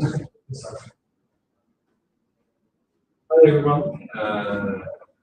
Good evening. Welcome to my presentation. My name is Chingun, and I'm a data engineer at Tranville. I'm proud to present the results of our collaboration with State Technical University. The title of our paper is Temporal Decay Functions for Fixed Session Representation, a comparative analysis of linear and exponential weighting strategies. So, here is the outline of our presentation. First, I will define what we mean by session, and then I will explain why temporal weighting is necessary, and then I will explain why. After that, I will introduce our weighting schemes and a weighting approach. Following a verification overview, I will take our proposed methodology and share our experimental results. Finally, I will conclude with our future plans. To begin, let me formally define what a fixed session is. Let's start with basics. Fixed data consists of sequential user actions during a website visit. This includes product views, search, and taking items to the cart. We define a user session as a time-ordered sequence of events performed by a single user, of course. Mathematically, we represent it as S equal E1 to EL, where E is the events and L is the total number of events in the session. So we have the definition, but why do we actually need temporal weighting for this data?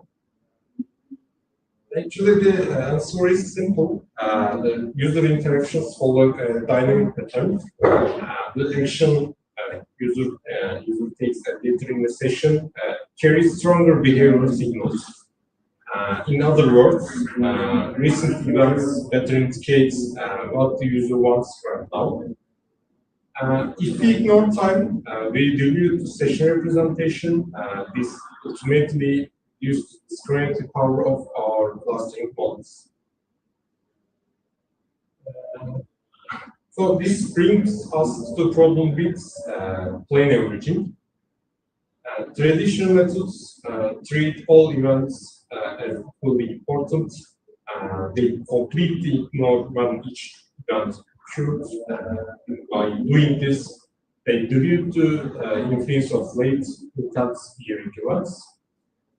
As a result, session vectors become less discriminative, which hurts clustering quality and separation. Solve this plane averaging problem, we evaluated three different weighting schemes. The first scheme is the planning strategy. Our baseline, where all events have uniform weight. Second is the linear scheme, which adds a gradual emphasis to recent events. Third is the exponential scheme. This is a multiplicative approach where the tail dominates, a tail of fixation strongly dominates the weight. In these formulas, lambda controls how aggressively we want recent events to dominate. Along with these weights, we also need powerful embedding approaches to represent the events.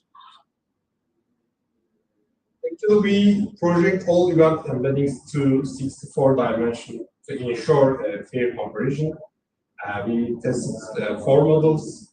BERT4rec and SOSRec are sequential architectures capturing directional dependencies. We also use BERT-based and ALBERT-based models, extracting semantic meaning from their CLS token embeddings. Before explaining our exact methodology, let's quickly see how the literature evolved over time. Here's a brief overview of the literature. Actually, historically, the research started with frequency-based methods like TF-IDF in 1980. Over time, it evolved into embedding-based models like BERT2rec, and then into sequential neural networks like SOSRec and BERT4rec. Our work builds upon these advanced models by introducing structured temporal weighting and extending our previous aging-based studies. Building on this literature is our proposed modular framework. Our proposed methodology is a modular framework with 4 sequential states. Transforms raw extensions into fixed length vectors. We do this by combining transformer-based embeddings with temporal weighting. The 4 states are event embedding, temporal weighting, session vectorization, and finally clustering. By the way, each state is independently configurable for experimentation. So let's look at the methodology details. First, we generate 64-dimensional events vectors. Second, we assign importance to these events based on their temporal position. Third, we perform session vectorization using a weighted subformula and multiplying the weights by event vector. Finally, we group similar sessions using k-means and bisecting k-means to find behavioral clusters. To test this framework in a real scenario, we designed the experimental setup. We test our framework on 2 real-world datasets. Dataset 1 has around 197,000 sessions, but they are very dense, with an average length of 47 events. Dataset 2 is larger, with 1 million sessions, but they are shorter, averaging 16 events per session. Our pipeline was implemented in Python using Google Colab Pro and GPU acceleration. We used Sweet score for internal validation.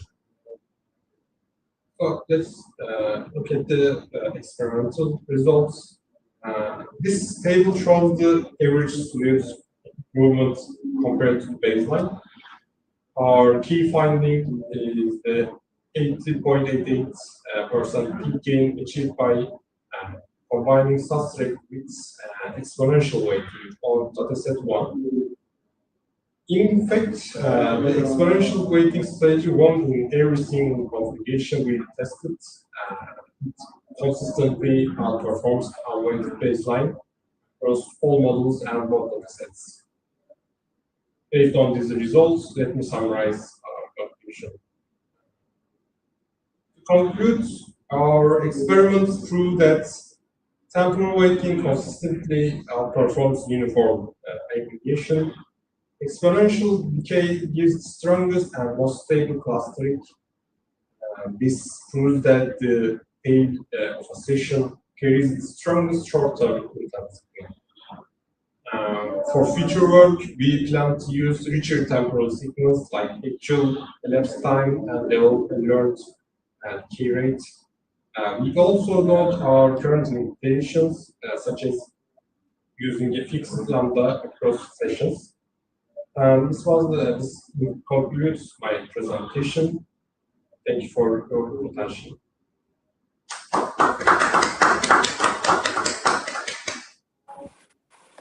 Thank you very much for your very clear presentation. Are there any questions? If not, I have one for you. Yeah. Since exponential weighting gives the best results in all configurations, do you think this means that the most recent events in a session are generally more informative for clustering use behavior? Yes, actually, the last events shows what user wants right now. The weaving product and 2 million times maybe, and the last product which that wants is generally that he or she will buy it. I think the exponential decay shows that thing. Very clear. Thank you very much, Onur. Thanks so much.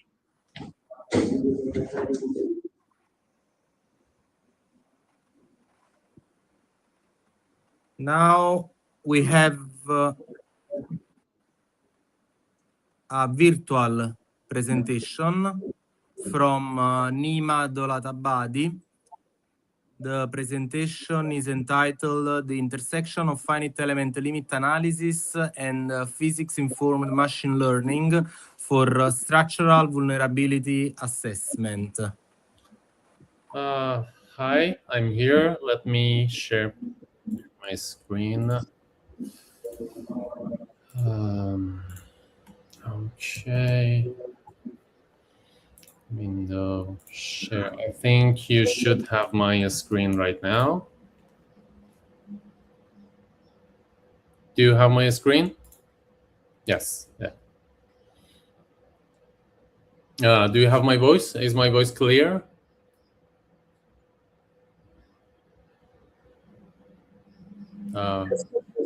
Here in the conference room, yes.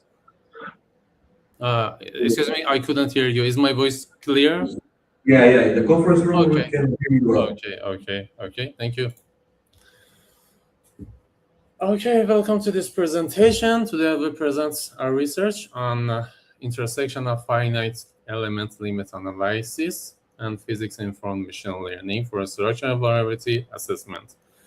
As we know, AI, machine learning, we are living with the age of AI right now. Everything is everywhere. Everything are talking about AI. So most of our research or new researches will be about AI, of course. AI and machine learning are increasing, complementing traditional statistical tools in structural engineering. Right now, there are a lot of works that have been done for structural engineering, for urban, for civil engineering, but they are still sticking to traditional ways of analysis or calculation. For example, as you can see, detailed building by building numerical modeling is computationally demanding and very time-consuming. Not only computational, but time-consuming and difficult to deploy because each region has a specification, a specific data, every region or every microzonation are different to others. So large-scale vulnerability studies requires reliable and simplified workflows for rapid assessment. For introduction to limit analysis to address this computational challenge, we utilize the direct limit analysis, which serves as an efficient alternative to step-by-step elastoplastic procedure. This method completely relies on theorems of plasticity to directly estimate ultimate load-bearing capacity without the need of incremental calculation. By combining the finite elements methods with mathematical programming, we can create a very highly dependable calculation system that can resolve a lot of problems in our work. First of all, I need to talk about the structural analysis core. As you can see, we need to utilize the static theorem framework by considering some beams for structures and of course some joints connected by beam in a spatial relation and in a 3D Euler-Bernoulli beams. So each joint has 12 degrees of freedom, and all of these, according together, will give us the goal of maximizing the safety factor, which globally refers to collapsing load multiplier. In order to do all this procedure, we did a large linear programming problem solution to do this. For machine learning structure, we did a machine learning structure, machine learning on this work, of course, morely related to physics informed. I need to tell you now, I need to let you know that it is different from physics-based machine learning. There is a very small difference between informed and based. In our work for machine learning structure, the process is a common process that everyone does on data on any data sheet. Our goal is to estimate global class factor and local class modes without the computational cost. Of course, we are looking for faster output generation. And physics-informed nature is driven by generating training data with fellow constraints. You see, the physics-informed are more about the inputs, not the procedure of machine. Getting more detailed into how this physics information learning framework concept is working. As you can see, for doing the work, we need some input data, of course. After that, we applied 3 sets of hidden layers, including with 64 neurons and 32 and 16 neurons for each hidden layers, resulting us with 6 targets that are very important target for us to estimate the risk of urban or civil engineering urbans. As you can see, the elastic and plastic of permanent load, and others are seismic values that can be used for elastic calculation. The other part are some data pipeline flow that can be easily injected into the system for the input processing, because of course it is a machine, so it needs to have some input to learn. We need 6 types of input that are normalized coordinates, element connectivity, boundary condition, nodal loads, beam orientation, and section properties vector. So all in one, this machine is not done. We need a loss function and an optimization. So loss function, the typical loss function that is a MSE, mean square error, but of course a little customized one that is minimized mean. MSE, it gave better results in our work. Of course, I used lots of loss functions, and the most common loss functions for data-based machine learning is ADAM, as you know, and initial learning rates of 0.001, because we needed very detailed work, because the output is extremely important for us. It must be very, very precise. For Validating our work, to validate the framework, our dataset spans 5 distinct building topologies. These architecture morphotypes include rectangular, L-type, C-type, asymmetrical C-type, and H atrium, and grouping the existing structures into representative morphotype is critical step for us, because right now if we have many type of the building, but we consider 5 type or 5 class of the buildings into our work to inject the machine learning. But no, this was a very good development for us, because now we can include any type of the building. In this work we used 5 type, but as you can see, other type can be segmented into these type, or if there are irregular shapes, so it can be considered as extra, but no problem. And for analysis of limit analysis, as you can see, if my mouse is working here as a laser, okay, this is perfect.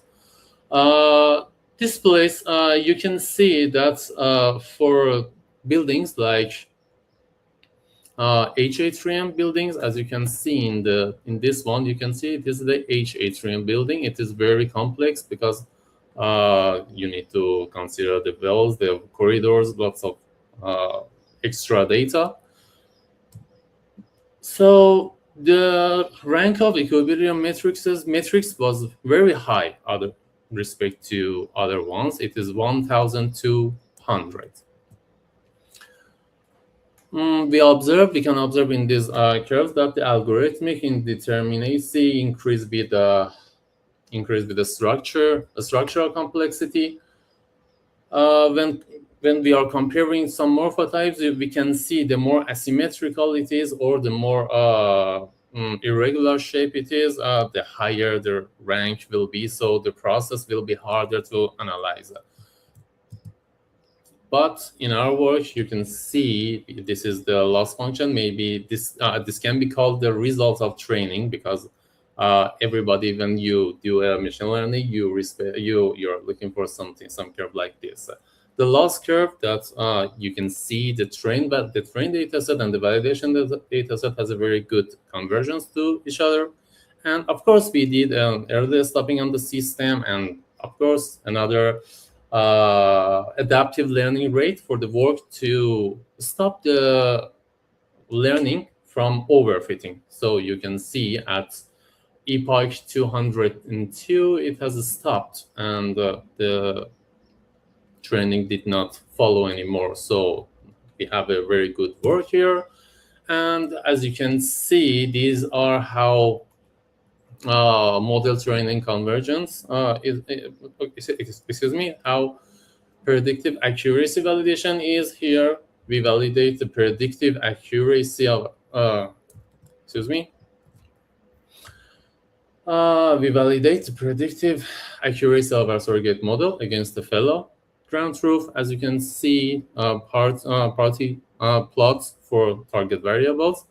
The predicted values closely align with the identity line, that indicating that limited systematic bias. The quantitative accuracy is exceptional, achieving correlation coefficient above 99%. That is very, very good result for our work. For computational efficiency gain, the conventional fellow solvers requires assembling highly interminate metrics and solving linear programming problems, limiting exhaustive urban scale scans. The pre-trained physics-informed machine learning surrogates replaces this with a rapid deterministic sequence of matrix vector operation. An average analysis time drops from 2 seconds for each building to how much? 0.002 seconds per structure. This is a very fast analysis, 1,200 times faster. Very, very good development. For the conclusion of the work, the integration of fellow and PIML resolved the high computational cost and of course the high the time consuming. associated with parametric vulnerability studies, shifting the heavy computational workload to an offline training phase permits near real-time evaluations. This methodology is highly suitable for urban scale decision-making, emergency management, and the rapid generation of seismic micro-zoning map. Thank you for your attention.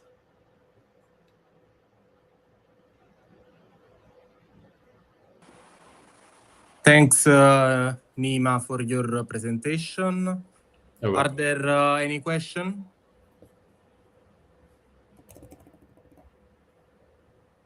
If not, I have one for you. Of course.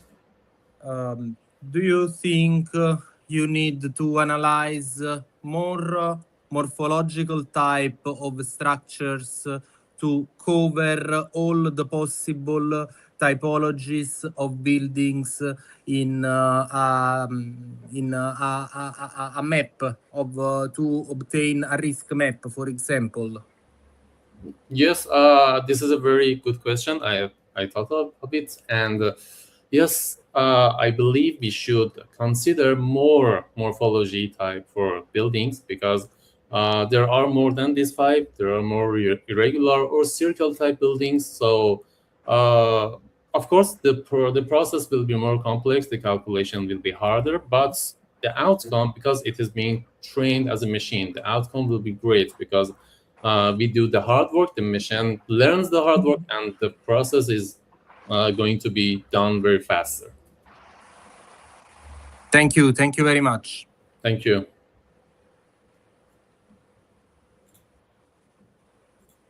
Now we can switch to the last virtual presentation, that is Vibert ESG, Advancing ESG Classification in Vietnamese with VEEN ESG 100 dataset.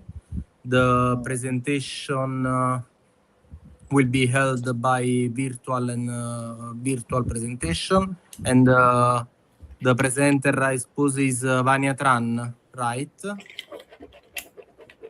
Okay, I'm here. Hello, everyone. Can you hear me? Yeah. Go. Yes, we can hear you. Okay, let's start. My name is Emmanuel from FPT University, and I decided to present a paper named the Rebirth ERG Advancing ERG Classification in Vietnamese with VN ERG 100 dataset. This was focused on ERG text classification, effectively for Vietnamese, where public data and everyone is zero is state limited. My goal is to build bilingual ERG Vietnamese index dataset and evaluation but by model for classifying ERG related sentence. After funnel 5 made past introduction and motivation, contribution, the derived method, then experiment and conclusion. About introduction, today ERG has become very important for evaluating corporate sustainability, ethical impact, and long-term business value. Company put many ERG report, financial news, and sustainability disclosure, but their document contain a large amount of unstructured text.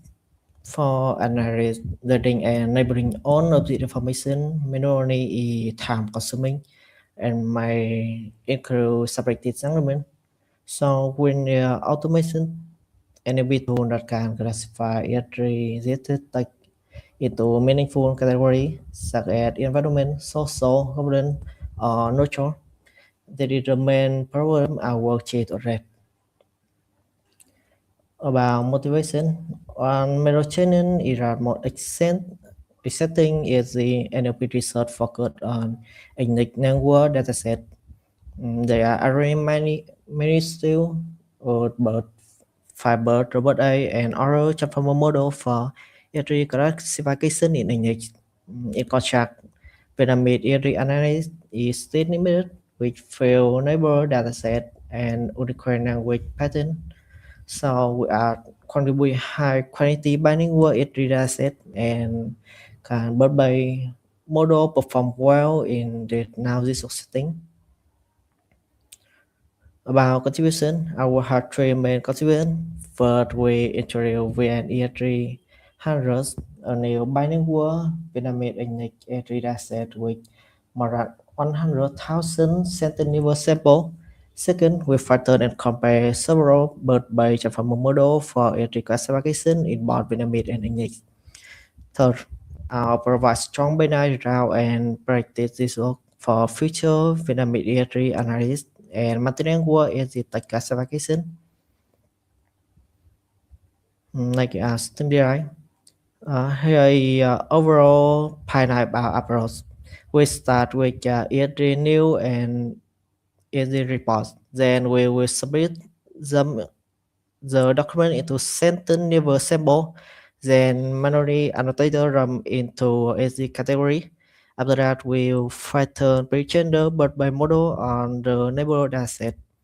Finally, the channel model predict whether a new sentence belong into environment, social, governance, and neutral. The main idea is simple. In training a model from scratch, we adapt strong pre-gender language model to the entry domain. Then it's actually a phone for Vietnamese because neighbor data is still embedded. Like here for training model, we would two type model. First is type binary classification, where we'll check on classifier for every panel, environment, social, and governance. The second type is for class classification, where a sentence is assigned to one of four label, every and neutral. This is our main evaluation setting because it reflects the full label space of the dataset. Now, not into English round, we'll compare our filter model with several existing entry model, including several filters, fiber entry, and fiber entry nightgrass, and entry 5. The results show that our model adjusts strong performance across every category. For example, we debut extract 95.50 F1 on environment, while we HOM robot entry by 95.47 F1 on governance. The main takeaway is that fine-tuning on our bilingual area set that have the model performance many existing English only entry binary. Directly for Vietnamese, the result are so strong. We decided to treat the best performance in the environment category with 95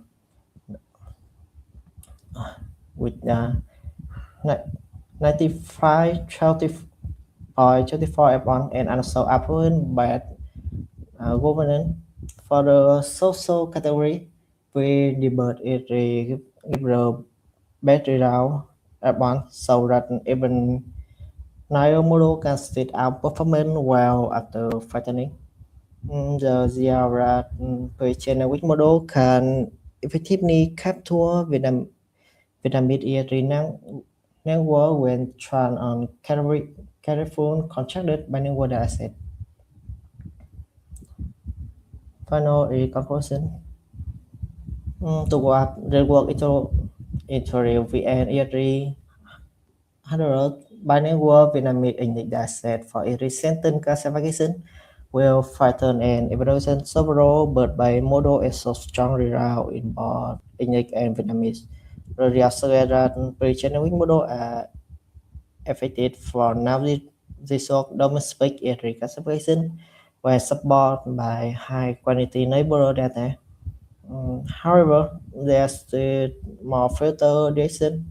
We plan to extend the dataset with multi-class entry neighbor, reduce return on manual labeling through semi-automatic method and explore more advanced tags such as entity recognition or extraction. Okay, right on. Thanks for listening. Open for question.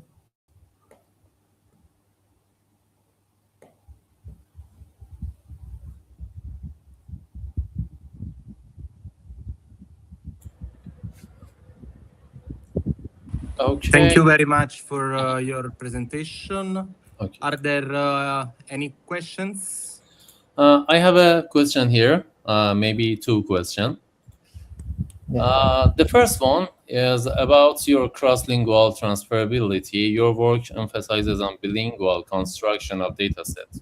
Did your experiments explore cross-lingual zero-shot transfers, such as training a model exclusively on the English subset and then testing it on a Vietnamese subset to evaluate how well the model aligns ESG concept across the two languages?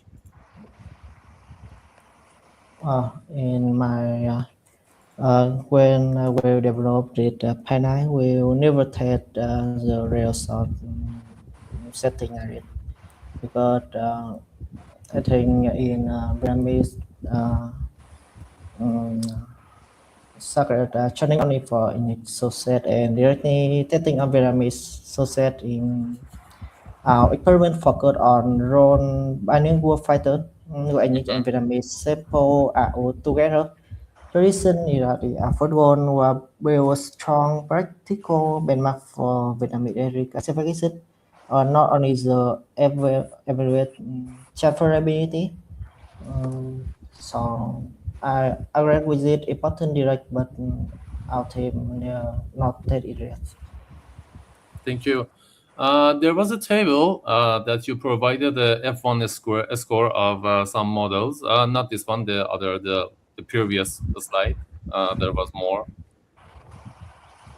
Can you go one slide back? Oh, okay, Yeah. this is perfect. Yeah. In here, you provided some F1 score. I want to know if you consider any backtrack for some low F1 score, maybe backtracking if there are something missing in your database? Because read model is binary classification, so we'll only classify environment and order, like society and order, or government and order. Okay. Yeah, I understand. Thank you for presentation. Thank you for answering. Thank you. Are there any other questions? Okay. If there are no more questions, I would like to thank to everybody, to the presenter, to the attender, and I'm very happy on the development of this workshop, and see you, I hope, next year. Thank you. Goodbye. Thank you. Thank you.